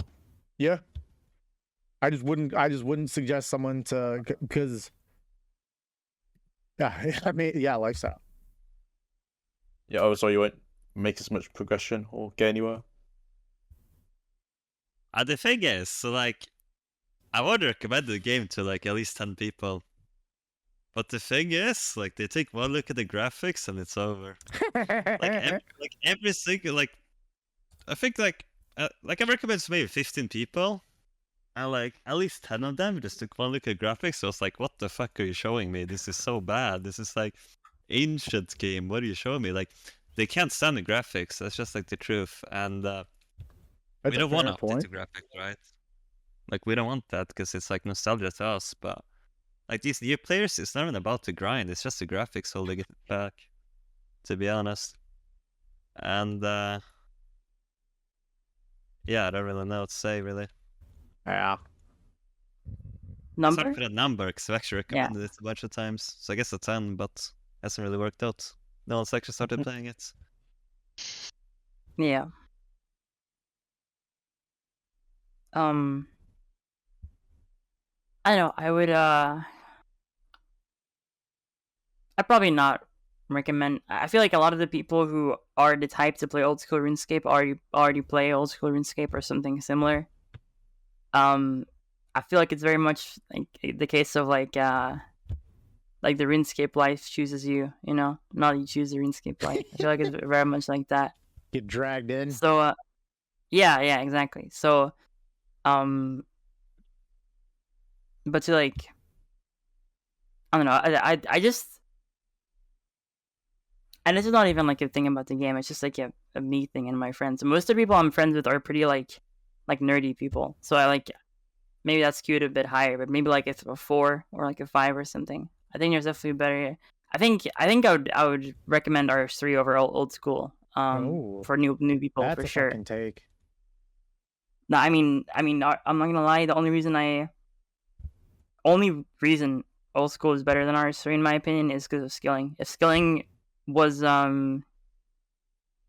don't know, if skilling wasn't fun on old school, RS3 would be a better game in my opinion, which is saying a lot, I feel like, but still. So maybe like a 4 or 5 if they're like nerdy. If they're not nerdy, like a 0. Okay. One of the things they pulled, you check the link on there, or not pulled, but was what kind of update would you like to see the old school RuneScape team prioritize in 2024? So they gave off a huge different list of types of updates, and that's most of their different things that they classify as different types. So talk about it. Some of the ones they have is updating the graphics in existing areas, improvements to the menus, interfaces, and screen layouts, creating new combat foes to fight, reviewing the gameplay and rewards of existing minigames, more engaging combat challenges for elite PvM fighters, reviewing the balance and rewards of existing skill activities, new modes for playing the game in different ways, for example, Iron Man, reviewing the power of existing weapons and armor, continuing incomplete storylines for quests, and there was a couple others, but that's all my screenshot got. What kind of update do you want to see them prioritize? Do you want me to go through the list, or can I just name what I want? Just name just the one that you would want. Raids 4. I want to see more raids, more endgame PvN content. You know, I'm gonna start doing that soon. More shit to do. Fun to me. Also, I'd like a mastery cape. I think they've kind of hinted it recently. I think that'd be quite nice to have in the game. Just something to kind of niche all the pieces of content in the game, you know, skilling, CAs, collection log, just having like a cape that I can like kind of strive towards. See, I would love, nice. I would love if like clue scroll shit wasn't a part of the collection log, and then like I'd have been going for it over the last 2 years. What do you not like about clue scrolls? Just you can't complete them, or yeah, that's it. Content? That's it. You just can't complete them. Yeah. It is like as much as RNG goals suck for PvMing, you can complete them. Yeah. There is one downside, but I mean, it's only like if you ignore like maybe 20 items, I think it is completable. So I guess that's the mental barrier, really. Anything else? Sepulchre instances, of course. Gotta mention it any time I have a chance, even though I'll be done with the content in about 100 hours. Still very important to have in the game. Think of anything else? Ban bots. I think it's kind of stupid they don't even bother banning bots. It's not really an update, but long term they really should have a system that lets them ban bots, like effectively. Like it's so obvious when they're botting. To me, like the new mode sounds kind of cool.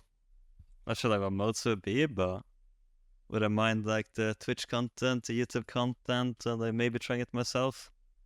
Especially after get some little. What kind of mode do you think would be a good one to come out with?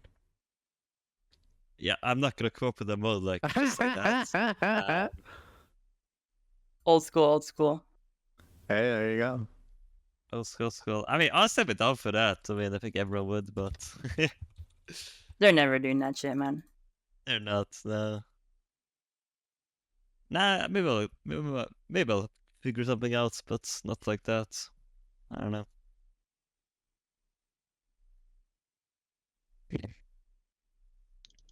All right.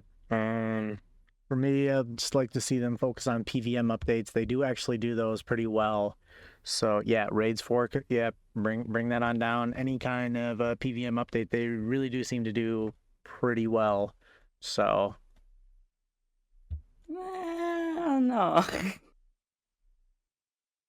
I saw there's People so many enjoyed raids Desert this game Treasure can 2. take, right? Like that was pretty well received. Yeah, I mean, We should know what they come out with PVM this year with the Winter Summit. That'll be kind of exciting to do. I don't know Yeah, if we cover that later. yeah, yeah. yeah, we do. That'll be good. I think big raids 4, but I don't know. Maybe a sailing raid next year. Wait, do you guys really want raids 4 like already? Yeah, I do. Because It still TOA won't come out sucks. within the next hour. Or I'm sorry, no, yeah, it definitely won't. But within the next year, I don't see it coming out. Even if they reveal anything coming up. Another one. Oh Jesus, I've been getting a lot of blood shards here. Sorry for the ear spam podcast listeners. In my opinion, it's all like so many raids this game can take before it becomes a little too ridiculous. But Well, that's what I thought about pets, and now we have like 55 of them. yeah, no. That's I not like even it, really that's that so much. good. I'm gonna lie. Bro, 56 Yeah. pets now. Oh, God, I missed 5 one. or 6 this year. Or last year. Fucking Desert Treasure 2 basically added like 400 hours to completing pets. 4 pets straight off the block.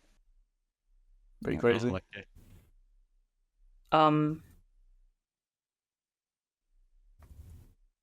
But I'd like to see them focus on I don't know. I would say nothing. I'd like them to just leave it be, honestly. I But respect it. that's not gonna happen. That's the I- skiller mindset, you know? I would just like whatever to delay sailing as much as possible. I don't care. I think PVM is already so fucked in this game, and doesn't they could like add whatever, doesn't matter anymore. To make Randy happy doing his Jad KC, whatever. I don't care. I'll probably stop. Wait, I'll probably Red, stop what's at 2K. I don't think they should change. One of the things I really don't like that's on there is updating the graphics of existing areas. Like I don't know what that means, but I don't want like. I mean, I kind of understood it for like Zaya and stuff, sure, but like Yeah. there's not many places in the game that need like a graphical overhaul. I think the whole Elvis thing was like disgusting. I think the fact that those kind of things aren't like toggleable in like 2023 or 4 now is like insane. I didn't like when they changed the settings menu to the way it is now. Even though it's better for mobile and stuff, it's like I don't know. I didn't like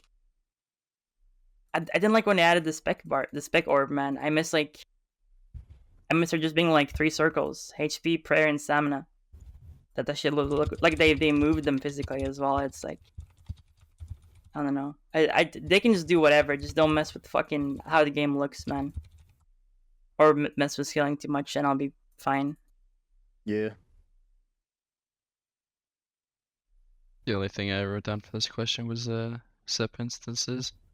Just Yeah. like you already said, but I don't know. I feel like I saw people asking for that on Twitter like 2 years ago or something.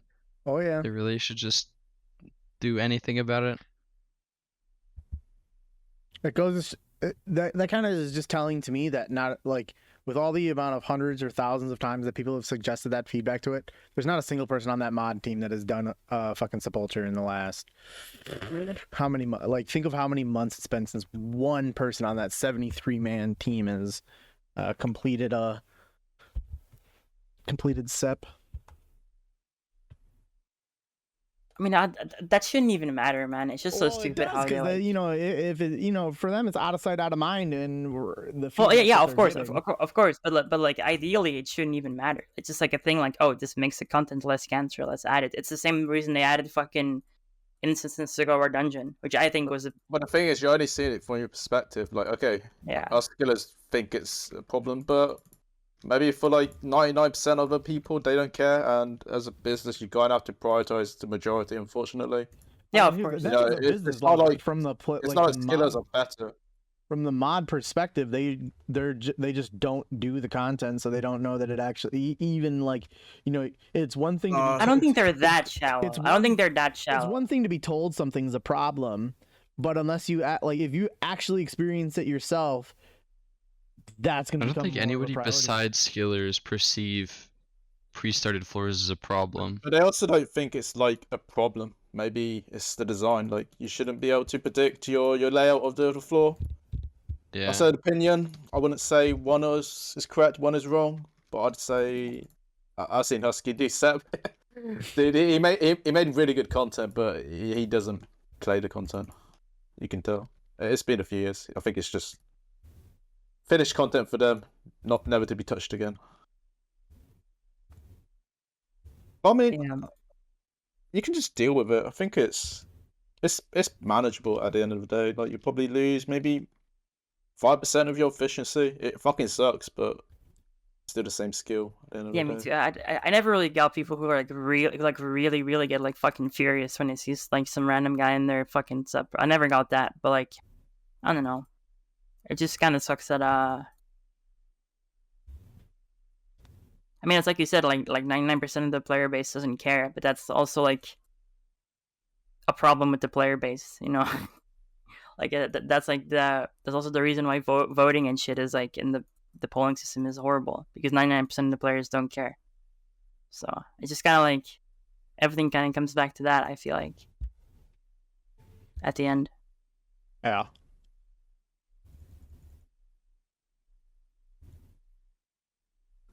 All right. They had a question that question was titled they wanted to gauge a player's interest in releasing what they quoted as an activity that is rebalanced to let you train slowly, requiring no further interaction with the game once you have started the activity. It's a fancy way of saying botting. Do you want us to allow botting, like bringing back the what was that that mining method that people were doing for like 15K an hour, like Duke. yeah, bringing back Duke mining? Do you like part of the annual survey? Do you want botting to come into the game legally? So what do you think about the team for gathering the feedback on this terrifying question? And how do you think they voted? What do you think they're gonna do with this information that they get? I don't know. But fuck the mods. I'm Mark Donald. I'm pretty disappointed. Sorry, I'm jumping ahead. I'm pretty disappointed that this was. I'm pretty disappointed that this was pulled. Like, you know, I understand. Like, obviously, it was an issue when it came out. Like, yeah, they, you know, would have missed that in the QA testing of it, and you know, an oversight. They became aware of it, and then they made a nerf to it. But like, why is this in an annual survey now? It's a little worrisome, I feel. And they're just gauging feedback across the board. Didn't have like a question about like MTX. Like, would they usually be okay if we just added it? They did. Like, okay, they're both like. But You probably would think people they've- wouldn't want to they've do it. tried- But they just want to see. go ahead. They just want to see like, do people care if they actually add something like that?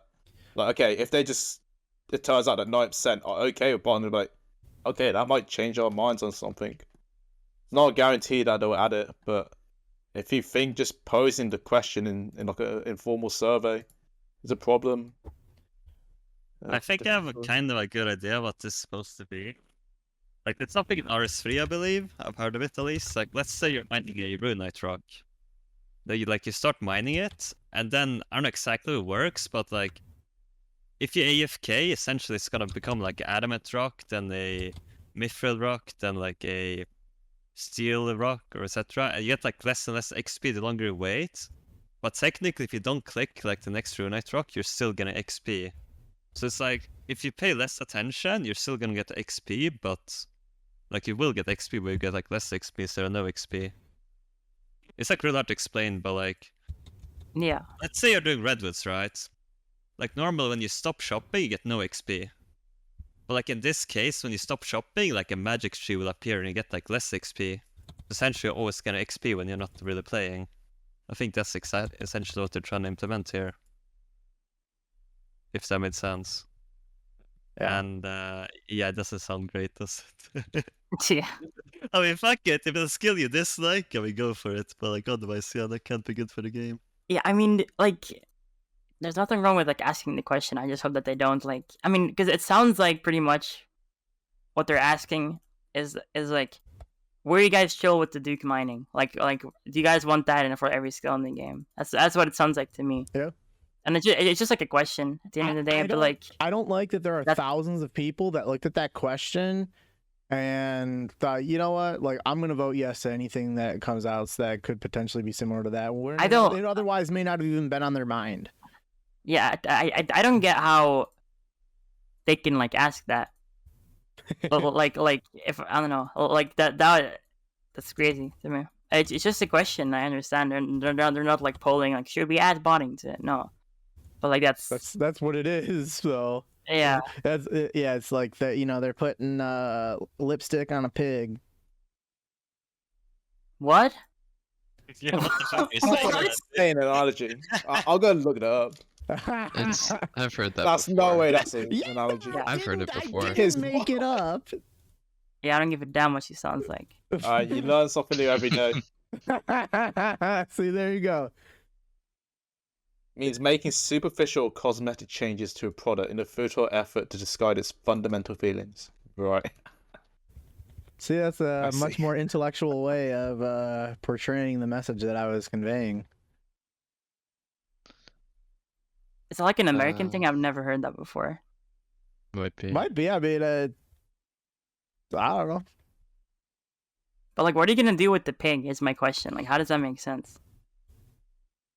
It doesn't need to. Mm. And if you go into a board meeting saying that, okay, we'll get 50,000 more customers if we let them just bot, they might change their minds. It might go like towards that angle. Yeah, I think a lot of people like voted yes for that as well. Like I feel pretty confident about that much of the. It also depends on how slowly. voted Let's say stars. it takes you like 1,000 hours for 99. I really don't care about that. Oh, That's Wait, good. yeah, I mean Like, that's what it's doing then is like lot. it's not just that, like it's saving time that those people are then going to be able to spend on like PVMing or other like it. I think it would be harmful not only to the game but like to the economy, to the high scores, to just every aspect of the game. Like it's a game, it's not an idle sim. Yeah. Yeah, I've been doing a bunch of stars recently. I've been busy IRL. That's what it feels like. I just Yeah, a lot of Have players TRD open and I just like deviate towards that playstyle now, just idly skilling. yeah, I don't know. I can just like Yeah. have the 7-minute timer locked into my brain. I'm like carrying my box somewhere and I'll just like yeah, I gotta click on that star. I don't know though. So I cooked. I think Max Heyboxsong made actually like a video about this kind of stuff. Like I think it was like one of his latest ones. I don't remember what it's called, but he was talking about like how a lot of players just see skilling as something they have to do to like unlock shit in the game. But in reality, the most you really need in most skills is like level 70 to do like every boss in the game at like the max whatever. I really don't get this whole attitude of like, like you gotta get I- 85 mining so you can like, is it skip one stage of the, I don't know what boss it is, the puzzle room. of Aka or whatever. Yeah, you Yeah. know, we mine that puzzle. Yeah, but like that's such like a niche, stupid thing that doesn't really matter in the Yeah, long but run. the PvMers would hate having to wait longer at that place, so Yeah, but yeah, I'm it does come towards like just adding skilling requirements for PvM. yeah. I think it's also a bad thing. Like I don't think skilling and PvM should really be intertwined at all. Aside from stuff like Slayer, that would make more sense, obviously. But I don't understand any other kind of like combination. I think it's very bad for the game. It makes people like want skilling to be easier, even when they don't want to be skilling, and that's that's why star mining and shit is so big as it is. And Yeah. the Duke thing was like, I don't know. I just Well, the Duke thing, I mean, is skill that you couldn't AFK, like like fishing, you could have turbo AFK, woodcutting, like yeah. it's just that was the first real. Yeah, I mean, maybe like, I mean, I guess NMZ doesn't count. Like combat stats don't really count, to be fair. But like, I don't know, man. I just don't like the idea at all.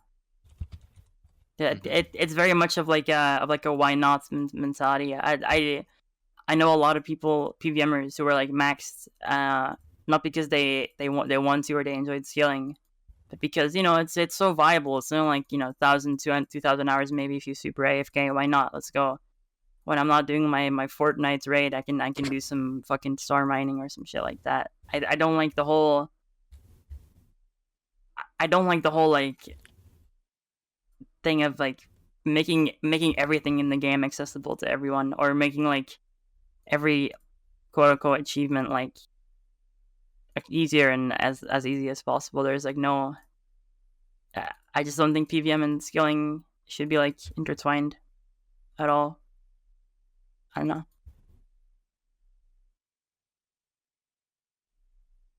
I think thematically it does make sense, but people just want to get it like it's like a means to an end. Like that's Yeah. the problem. Yeah, but the thing is, it wouldn't matter. But Jagex are stupid, and they're like, "Oh, people don't like skilling. Let's change it." But that's because they make them do skilling. If they're smart, they just like ignore them. But they're stupid. Is the problem?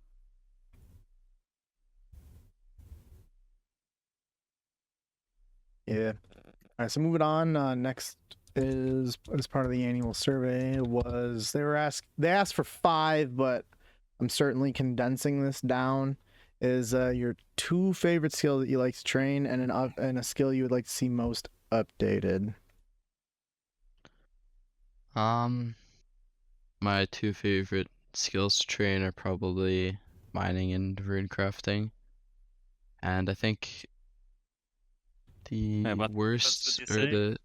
I said mining and rune crafting. Yeah, but like what's like methods of the Oh, skills? well, I mean, lavas and like solo lavas is really fun. I don't know, I haven't done it with runners yet, but I think that's just gotta be one of the best methods to, I don't know, granites fun when you're in the mood for it.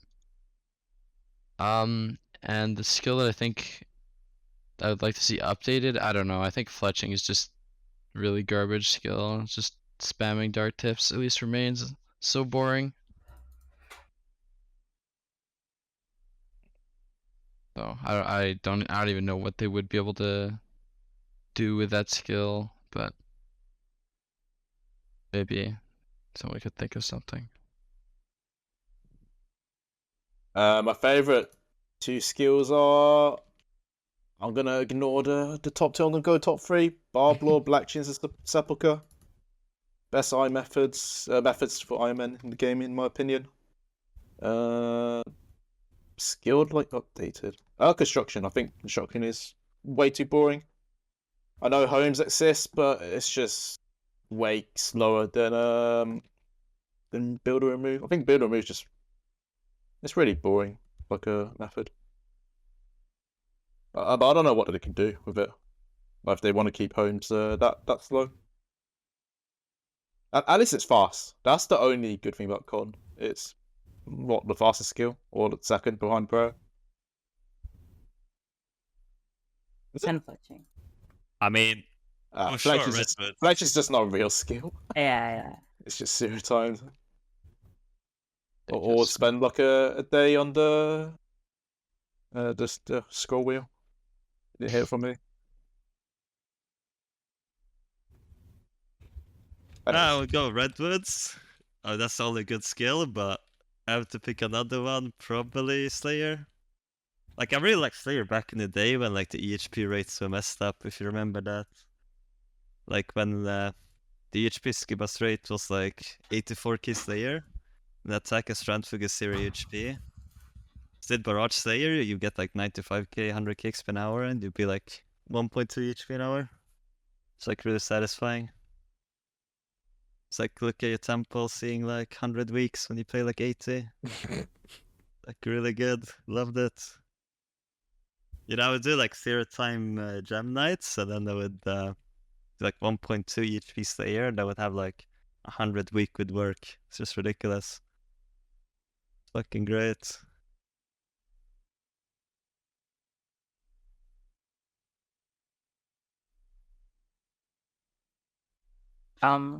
My 2 favorite skills, probably rune crafting by far, and then second, I don't know, honestly, but probably between IG and mining, and then the methods would be like just lavas. I think lavas in general are really good. I think solo, duo, O4 are all really cool methods. And then 3 tick 4 granite, skull 2, and sepulcher. Also like how, even though RD is like a little bit too overpowered, in my opinion, I think it's cool to have like the variety. I like that. I like that aspect of it. And what would I like to see updated? I don't know. Maybe like I'm not looking forward to doing Hunter because of DriftNet. I think it's really lame how DriftNet like pretty much like killed Hunter. I think it's very Let's do lame. black chins and ignore the website. Have more fun. I don't know, man. Gonna miss out if you do DriftNet. Yeah, I mean, maybe fire making. Probably fire making. It's like a really boring skill. Not really. I don't know. Doesn't feel satisfying to do, at least to me. But yeah. See, favorite ones for me, mining, volcanic mine, good private teams, Slayer, really great, the alts, and throwing a third one in there, agility. I trained it with the Arty rooftops. It was before SEP came out. So I like to see most updated construction, not necessarily like the training aspect of it, which is the way that most of you guys went. It's more so from like the POH standpoint. Like there is so much more that they can do with the POH that they like. I mean, like the reward space for that could really just be unlimited. And I would love to see like add more rooms, add certain and different and new things in it. I would just love to see what more they could do with the POH. So, I mean, that being part of construction would be, what I'd most like to see changed. And I would hate to not take advantage of the opportunity and talk about my POH as the background of the stream here. That's just how I got my shit. But what's your favorite room in the PH? Random question. The rank one. yeah. So as rank 1 construction, my favorite room in the rank 1 construction house is the room that has the altar where you can change your spell books, and you then also have like the jewelry box right there as well. That's my favorite room. I don't even know the name. Achievement Isn't that like gallery. achievement hall or something in the gallery? Something Okay. like that. Yeah, that achievement gallery then would be my favorite room.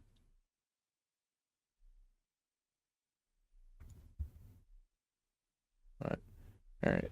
About this like skill updated, I forgot about that one. Yeah, what do you want to see? Maybe cooking, like the never Oh, updated, yeah.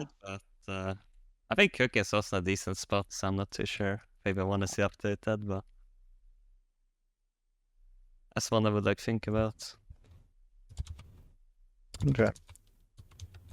Putting down the wrong time log on there. There is a question about if players should have to play old school. Damn, I didn't put on screen the previous topic, which I already had sitting right there. I fucked up, but there's a question about if players should have to play old school RuneScape more before they can vote, ranging from strongly agree to strongly disagree. What do you think? What are Rex right now? It's 300 total level, membership, and 25 hours of playtime. 300 total, 5 hours of playtime. 25 hours of playtime. But I So mean, it's if we basically the same thing. Okay, I know it's not as deep as like an election, but it's like asking a That's 5-year-old just, can that's they just vote nothing. the Yeah. election. Probably not a good membership. idea. Oh yeah, membership. Okay, it's you got That's to pay a like- bit. Only the real wreck. No, it's kind of low. I would say it to be up quite a bit, but I think you can't really like draw the line at a good spot. Like, okay, maybe like 10% of the player base will interact with raids, but you can't. I don't think it's really fair to make it so people who can do raids they can vote, because there'll be newbie players who want to do raids eventually. I think they should have their say. But I think it's a bit too hard to like draw a fine line. I think overall just adding in upping the requirements, maybe like 100 hours and like maybe 1,000 total would be a decent spot. I don't think it cuts out too many people. So I'd say yeah, agree. Not strongly, but agree. Yeah. I think if they're doing polls that relate to certain pieces of content, though, like raids or something, it should, like, you should have maybe it's just like a 1 KC requirement or something. But if they're like talking about changing a mechanic in a raid, your account should have to have like at least 1 KC in that raid to be able to vote on that question, I think. Yeah, I think existing content, interacting with it, but then it depends, because what if they haven't interacted with it because of that thing that they want to change? It's Yeah, quite I guess so. a weird one to like. I don't know. I think 1KC is like very, very lenient. I think pretty much anyone doing it, like, I don't know. Yeah. I think it's very realistic. I think maybe there's definitely should be higher requirements if it's like comes just voting about everything in the game. But I'd maybe like to see them add like different tiers of voting requirements. There's like a lot of stuff they pull that like impacts, or they could pull, I don't know, that impacts like pretty much everyone playing the game, like quality of life, UI, whatever, shit like that. And then there's like actual like content, like PVM scaling, whatever. I think it would make sense for them to have like different tiers of requirements for like different kinds of questions. I think that makes a lot of sense. And I know they had that for like UAMs at one point. They had like some UIM voting requirement, if I'm not mistaken, right? At some point. Yeah. And they They're also changing looting bag mechanics. Yeah, and they're also even though it was very stupid how they did it, they did it through LMS points or whatever, but they had like a PvP one as well for LMS. I think it was like if you played a couple LMS games, you can vote on like the PvP pool, which is I thought it's stupid. like even if you Am I- died in PvP, you're like allowed. Yeah, I don't know. it was some really stupid like low Yeah. whatever, but stuff in that direction can only be a good thing. So I like agree to strongly agree. Probably. questions like this, and then also like looking at the data that they gave us for how players voted based on what their total level was, and how like if you would have removed everyone under, I'm not sure if it was 1,000 or 1,250 total level, like sailing. I think it was 1250. Okay, yeah, sailing would not have passed their lowered manipulated threshold that they set. And then then I started. I'm gonna try to avoid politics on it, but then I started hearing like presidential campaign people talking about like raising the voting age, and then I've heard some talking about lowering the voting age. Like, there's someone who proposed raising it to 21 from 18, and there is another person who proposed lowering it from 18 to 16. And obviously what's going to end up happening is like it's going to just stay the same. But the thinking on it in a RuneScape terms, like it's interesting. Is that I strongly agree that players should have to play the game more. Players should have to play the game more before they're able to vote. Yeah, at least a 1,000 or 1,250 total level. I'd totally be on board with that. And like. I don't know how to shake the thought of like that. Almost kind of makes me feel like I would support raising the voting age to 21 as well. Like, no, man, it's not like that, bro. With inflation, a 21-year-old now is way less of an like compared to like. What do you mean by inflation? So. An 18-year-old 100 years ago compared to an 18-year-old today are so incomparable. But like it depends on the walk of life. Some 16-year-olds get out of school and just got their first job. I'm saying like in general. I don't know. Like yeah, I'm saying like looking at stuff like this on RuneScape made me like think about it from like a real life perspective. But for RuneScape, absolutely. More before they vote on it. I think total level in RuneScape correlates a lot more with ability to cast your vote than age in real life. Oh, absolutely. Because I don't think nearly as many people are, I don't know, like they know what they're voting for or whatever. Both in game and in real life. Yeah, I mean. Also, like, it's not even... I think it's kind of weird to compare. I mean, it's not... I get it. It's not weird, like bad or anything. It's pretty similar. Yeah. I mean, the thing for me is, like...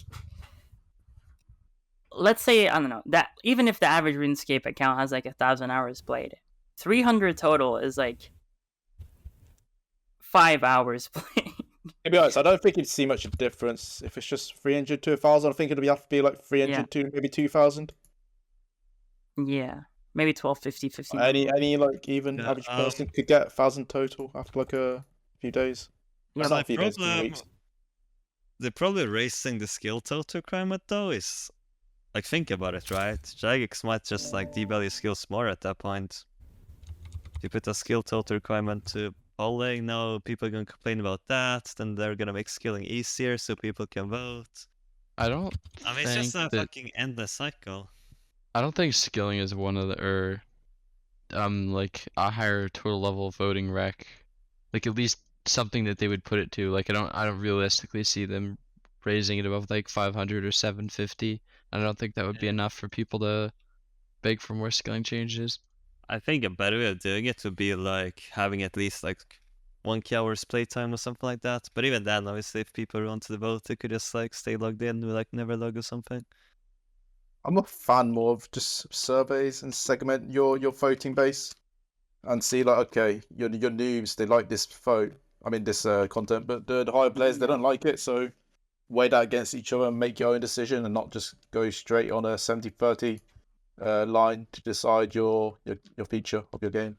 Yeah, I like the more surveys the better.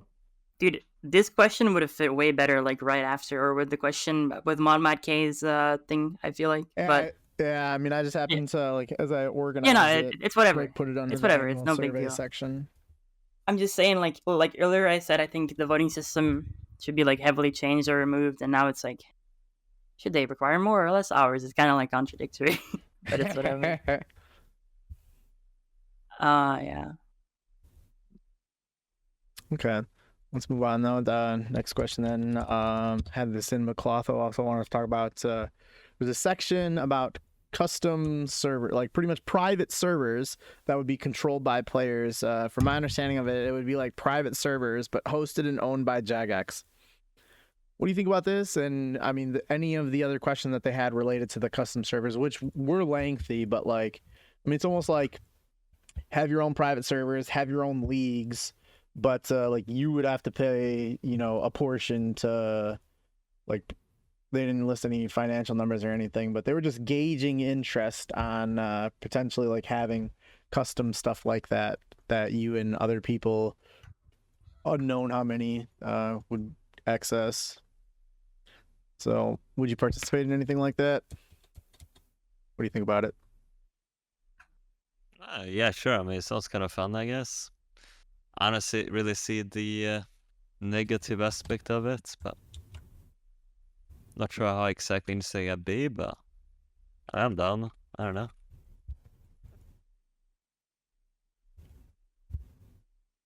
I don't want to say it's like a why not, but I feel like people could get really creative with it, and it's like another source of income for them. Let's say they can like rent out a server for X amount of bonds, and they could generate profit from that, and you just have to pay a bond to access this guy's server. Oh god, the fucking price of bonds are gonna just continue to. Yeah. Yeah, let's go through the roof. What are they right now? Still at like 10? I'll be curious how they like develop it, because if it's custom, then in theory anyone could set up a server. Yeah. Like, when does it stop? How is it? I mean, that's a question for their technical engine team. How they do it? Bonds are at 10 to 11 mil, depending on if you're buying or selling right now. Yeah. Inflation, man. I need a gold sink. Bloodshot Legit. is up to 6.9 nice mil. Fucking third age pick is like 10 bill, 20 bill. Don't even know the number. It's a made up Something- number. Yeah. Once it goes past max cash, it's just bullshit. Yeah. But there is. I think it can. Oh, it's the longevity of the game. I think it could be a good idea. Okay. That's all. Yeah. For me. I think it's a cool idea. I don't know. It seems a little like too. How do I put this? It seems a little like too. I don't know, like nice of a thing to do from Jagex to just like let people have their own servers. I'm assuming. I don't know how much you'd have to pay for it though. Yeah. I mean, yeah, but like I'm kind of assuming, because if I'm not mistaken, they might have done this already in the past. Then they had some kind of like, they had some kind of like private server for like content creators, and it had like 100%. What was it, like 100 times XP rate or something, and like some others bullshit. It was like a year or two ago, but they had like some kind of private server for content creators. I feel like maybe with people that like, you know, big community figures that they work together with, they might like host like their own like little thing. It would really surprise me if it became like a public thing, like anyone can just do whatever. That would really surprise me. But either way, I'm pretty cool. Nothing against it at all. Sounds pretty cool idea, I guess.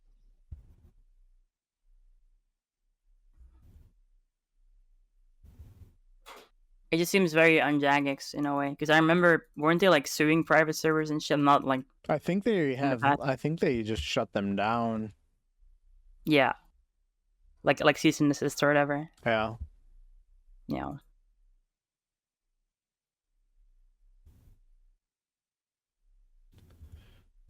All right. So moving on. It's the Winter Summit 2024 announcement that they didn't put on the official RuneScape site for some unknown reason, but it's planned for release on January 20th. So the last one that they had was the Summer Summit, where they announced the polling of sailing, and here we are now with the Winter Summit. 5 months later. We still have not heard anything about sailing after it passed in August. Generally, the summit's about what the next whatever stretch of time is going to be like, or of updates. What do you expect to see from the winter summit? I mean, we're probably gonna hear about like the Coliseum, the rap boss, maybe a quest or two relating to Varlamore. The Mud Boy, maybe. God. Then well, hopefully we hear about sailing. It's been a while, hasn't it? Yeah. I don't really have any expectations, but as long as they don't have the holiday event as one of their like Roadmaps. selling points, yes, I will be satisfied. They'll probably have it on there. Yeah, as long as they can do better than like Easter, I'm happy than that. No Forestry 3, no Easter event, and I'll be satisfied. I think they'll talk about sailing, but they're gonna like. I'm at a point now to where I don't believe that sailing is gonna be coming this year. I think that we'll let fest in favor of time. Is that like I think that we will. They'll tell us that development is just going to continue on throughout the year, and it'll be at RuneFest on September 7th or September 8th. Then they will announce sailing is coming, and it's going to be planned for like January, or I'm sorry, they won't give a month, but they'll say like Q1 2025. So I expect them at the Winter Summit to just say that sailing, they're going to be beginning development. Even though it's been 5 fucking months since it passed. They're going to be waiting and waiting. But that, yeah. I bet RuneFest is going to be on the roadmap. But yeah, at this point, I expect for sailing to not be announced or given a date until RuneFest. And I think that's when it's going to be. You know, first RuneFest that they've had in 5 years. Yeah, they're making the big time announcement there.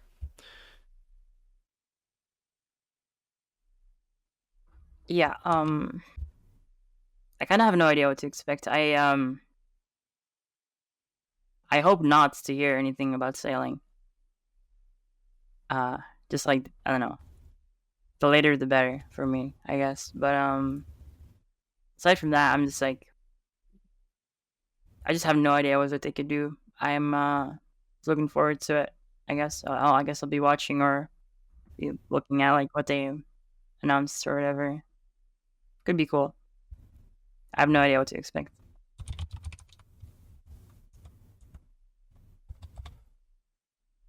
Yeah. All right, so give a shout out to a random RuneScape player. You know what? I'm gonna shout out Jukebox Radio. He so he's been a friend of me for like quite a long time, and he actually Gamer. Yeah, he's a good gamer. He showed me the Dark Lure tech, so credit to him for helping me with that 106-hour record. Just to crack in mind too at the beginning of the podcast. But yeah, it's been like I've been talking to him like since the start of my Iron. It's been just a pleasure to like know him. Good guy. He started skilling on his Iron Man again, and he freaking DI'd his first one. There's a pretty big time loss from that, but I mean, it is what it is. Yeah, I remember talking to him about possibly joining Hexis a number of years ago. Yeah, he's been around for. I mean, it's been like kind of inactive recently, but I think he wants to kind of start skilling again. Shout out to Bakusho. Nice guy. Did he ask for the shout out? Actually, no. Yeah, Uber last time did, right? Yeah. Shout out to Grip. He's been going hard on the maxing. Good job to him.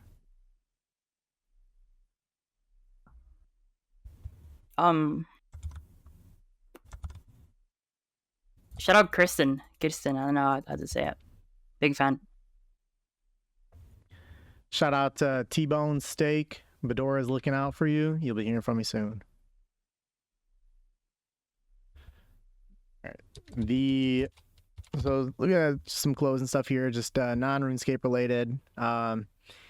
If you played any other games besides old school RuneScape in 2023, what was your favorite one and why?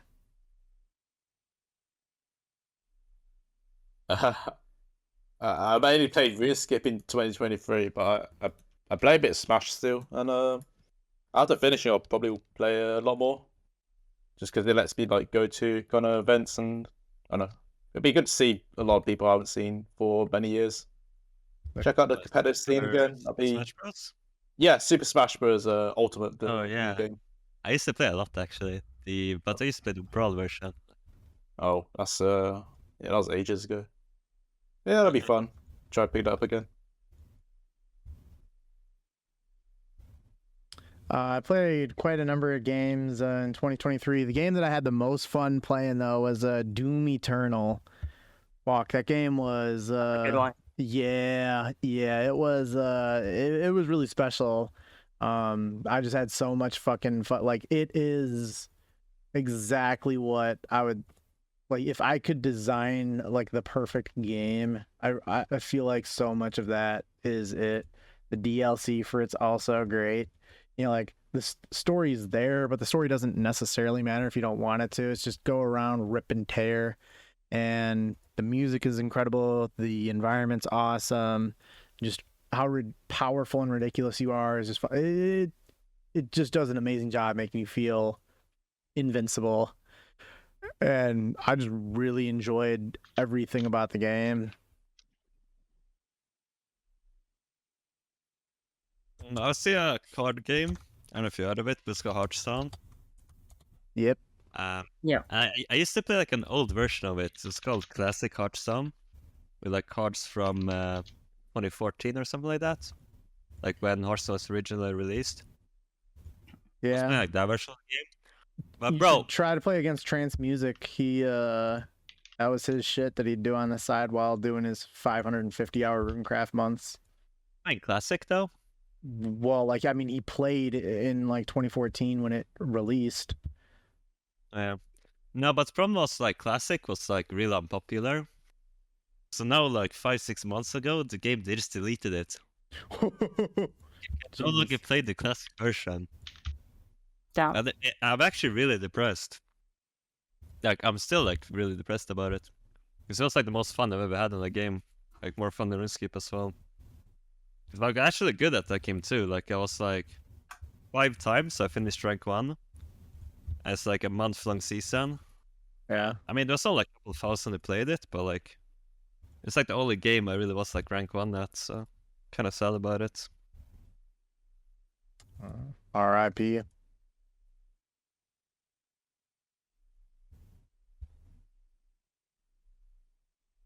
$77 was your favorite? I don't know. I didn't watch any TV shows. We're on the game. Oh. Podcast. Sorry, I got lost there. I played a lot of CS earlier in the year before CS2 came out. A lot of fun, just like spamming Dkho all night. But apart from that, I didn't really play any other games besides that and RuneScape. Okay.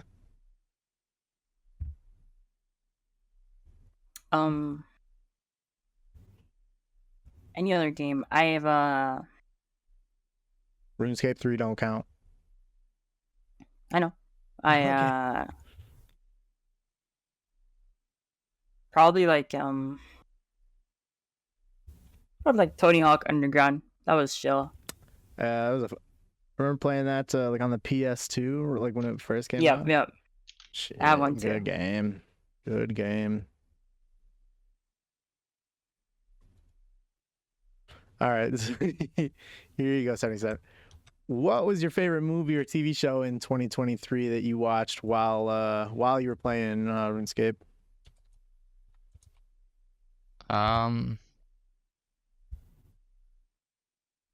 I watched The Lighthouse. That was pretty interesting. That's the only thing that really pops to mind. I haven't watched many things this year.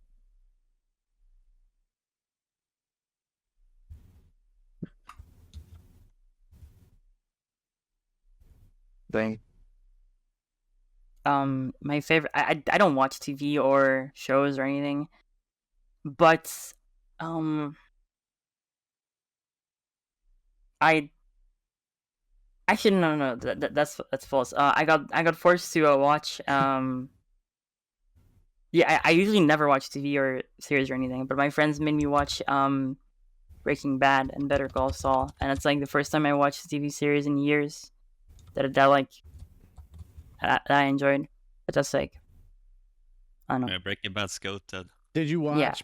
Yeah. Did you watch it Breaking Bad then Better Call Saul or Better Call? Yeah, Better... yeah. Okay. The first one you said. So yeah, that's definitely the much better way of watching it. Even though, obviously, Better Call Saul being the prequel, Better Call Saul, just like as a show is just much better. Having already watched Breaking Bad, like yeah, I don't think that if you were to watch it like Better Call Saul then Breaking Bad, that Better Call Saul adds much. Could you explain quickly what Better Call Saul is? I know what Saul's like a character in Breaking Bad. Yeah, so it's pretty much just a prequel series about Jimmy McGill, Saul Goodman, and just all the shit adventures that he goes on for 5 fucking seasons, and how he found like pretty much it. Think of it as like his life story leading up to when he meets Walter White. Okay, makes sense. Maybe we'll check it out. It's a really, really good fucking show. Yeah, I mean, like the same people that did the same people that did Breaking Bad are the same people that do Better Call Saul, and obviously you've got the side characters are great as well. Yeah, it is a very good show. The old side characters, which are great. You get new side characters, which are also awesome. It's a high quality show for sure. Yeah. I don't really watch many shows, but when I got Netflix, I don't know, there's so many choices on Netflix that I find it hard to find like a show to stick to. But I watched Emily in Paris this year. Found it pretty interesting to watch. What's that one about? It's just some freaking American girl just goes to Paris and I think she's cool, but she doesn't even speak French, so it's one of those like, I guess, teenage girl series. Just follows her like relationship problems in France. Okay. Alright. Yeah, not what I usually watch, but it's fun. Good to watch. Well, speaking of like French shows, whatever, I don't know if that was a French show, but like I saw it's called Lupin, and it's about a guy who's a thief, and he's like really clever, like on a whole nother level, and he's just like does like the most ridiculous like heists ever, and just outsmarts everyone. It's pretty fun to watch. And the movie, I don't even know. I've been rewatching It's Always Sunny in Philadelphia. I think I started watching the show when it was in like season 5 or 6, and then like I've just watched it as it's released, but I've never like rewatched the old episodes. And at this point, it's been like fucking like 12 or 13 years since like I started watching the show. So like, it's a comedy, but like there's like definitely episodes that I totally forgot fucking existed. Over that time of thousands of episodes of different TV shows and shit watched, that it's almost like I'm some like a couple episodes a season. It's like I'm watching it for the first time, even though I know that I've seen it. So like that's what I've watched the most this year. So. Yeah, but then just something else as well here, just wrapping it up, was Spotify has this Wrapped thing where they tell you about like your listening statistics throughout the year. If you have Spotify or something similar that like reports the stats for you, I'm just curious, like what was your most, like if you listen to any music, what was your most listened to artist for the year? If you know. Mine was I got it right up. It's Cosmic Girls, K-pop band, hip-hop girl group. Got a bunch of K-pop twice. Sorry, K-pop trance as my most listened. I don't know how. I barely even listen to K-pop on Spotify, but don't know. Guess it just went on top. It's like one of those where you like leave it running on your phone and then you throw away your phone and it just keeps playing. The thing is, on stream, I only listen to like trance or like I don't know, because people don't like people just don't like listen to K-pop on stream. So I'm surprised they like went on because I only listen to Spotify if I'm out, like doing something or on a stream. Yeah, it's some K-pop girl group called Cosmic Girls. Don't think anyone here would know it. No. Yeah, judging from the silence, it's a no.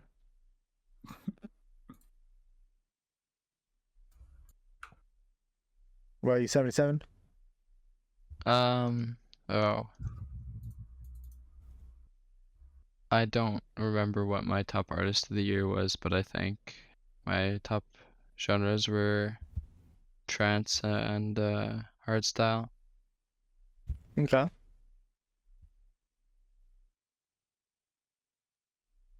Yeah, I don't use Spotify to be honest. I've always been a YouTube kind of person, but my favorite artist would probably be I don't know if you heard of him, but Eden, and Eminem. Adam? Yeah, Eden. Oh, never mind. I don't know who Eden? it was. Yeah, Okay. it's like very unique type of music. Don't know what genre I would call it. He like talks instead of sing, kinda. It's very interesting. So you're listening to I like- audiobooks. No, it's songs, but he like when he sings, it kind of sounds like he's talking a bit. So it's like a very very unique voice. But it's good. There's a 700k subscribers to YouTube. Okay. Yeah, mine's probably Blade. Blade, if I had to guess. No, it is actually, I remember. On my Spotify Wraps. I don't use Spotify that often, though. Only when I'm like out and about IRL with my phone and stuff. But definitely Blade. My most listened to was Future. I think that's the 8th year in a row that Future's been my number one most listened to artist. Really? Yeah, the stats it showed me was I was in the top 0.01% of listeners to Future in the world. And I did a Damn. little bit of research, and it doesn't go higher than that percentage. So it's entirely possible that I listened to Future more than anyone else in the world in 2023. But What's your favorite song? where you at? I think the stats give you like, are you like top X% of the listening? Point zero top 0.01%. And people were like, from when I was trying to look, it didn't go more decimal places than 2. It might. I don't know. I mean, not that I. But It might in the future. that's what it's. Yeah. So, but Juice WRLD was my number 2. Just gonna give a shout out there. But I did not see that coming. last question here to end it though. What have you guys been up to during the podcast? I've been killing on the virus here. The listeners will have heard 3 separate another ones. DJ Khaled, and I've been doing Jad. I'm wave 61 right now, so perfect timing at the end here. Just like 04. I don't know why people call 0-4. Let's just say +4. O +4. Yeah, let's just call it +4. Sounds better to me. Why don't it just be 4 then? Anyways, let's not do I this mean, stupid argument.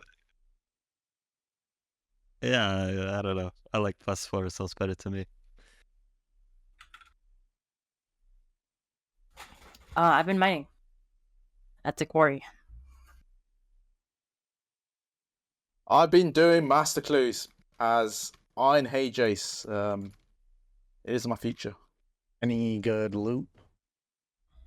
Now we are stacking. Ah. I'll be open and done when I finish 200 roll. Okay. I hope I'm not trolling too much because masters fucking take so long to do. I'll keep an eye on it. Make sure I'm not taking too long. All right. Been working making spiritual warrior alts. Laid back at my desk at VM as well. How many alts you making? Just one right now, but I plan on making maybe like 6 of them. I'll see how much I like the process of making them. Fuck yeah. I'll talk to Rune about that process. But You liking the RS3 so far? Bit of a headache, but it's getting better. Oh, it's not liking it. yeah. I had some issues earlier on. I was just no idea what's going on. Yeah. But it got way better after the first few hours, you know. Anyways. Give ourselves a headache for the GP. Yeah, what we It's do worth to it. ourselves. Yeah. All right, so thank you guys for watching Hexis Podcast number 90. I don't know when the next one's gonna be. Like my weekends generally are gonna be kind of filled watching playoff football here. Looking forward to hate watching the Packers and Lions later today as we are recording this. So I don't know in terms of availability what 91 is gonna be, but follow us on Twitter for any information, or follow me at Hexis or me. I really am just only going to be retweeting what's on the Hexis, but yeah, be on the lookout for that. And see you guys whenever 91 comes out.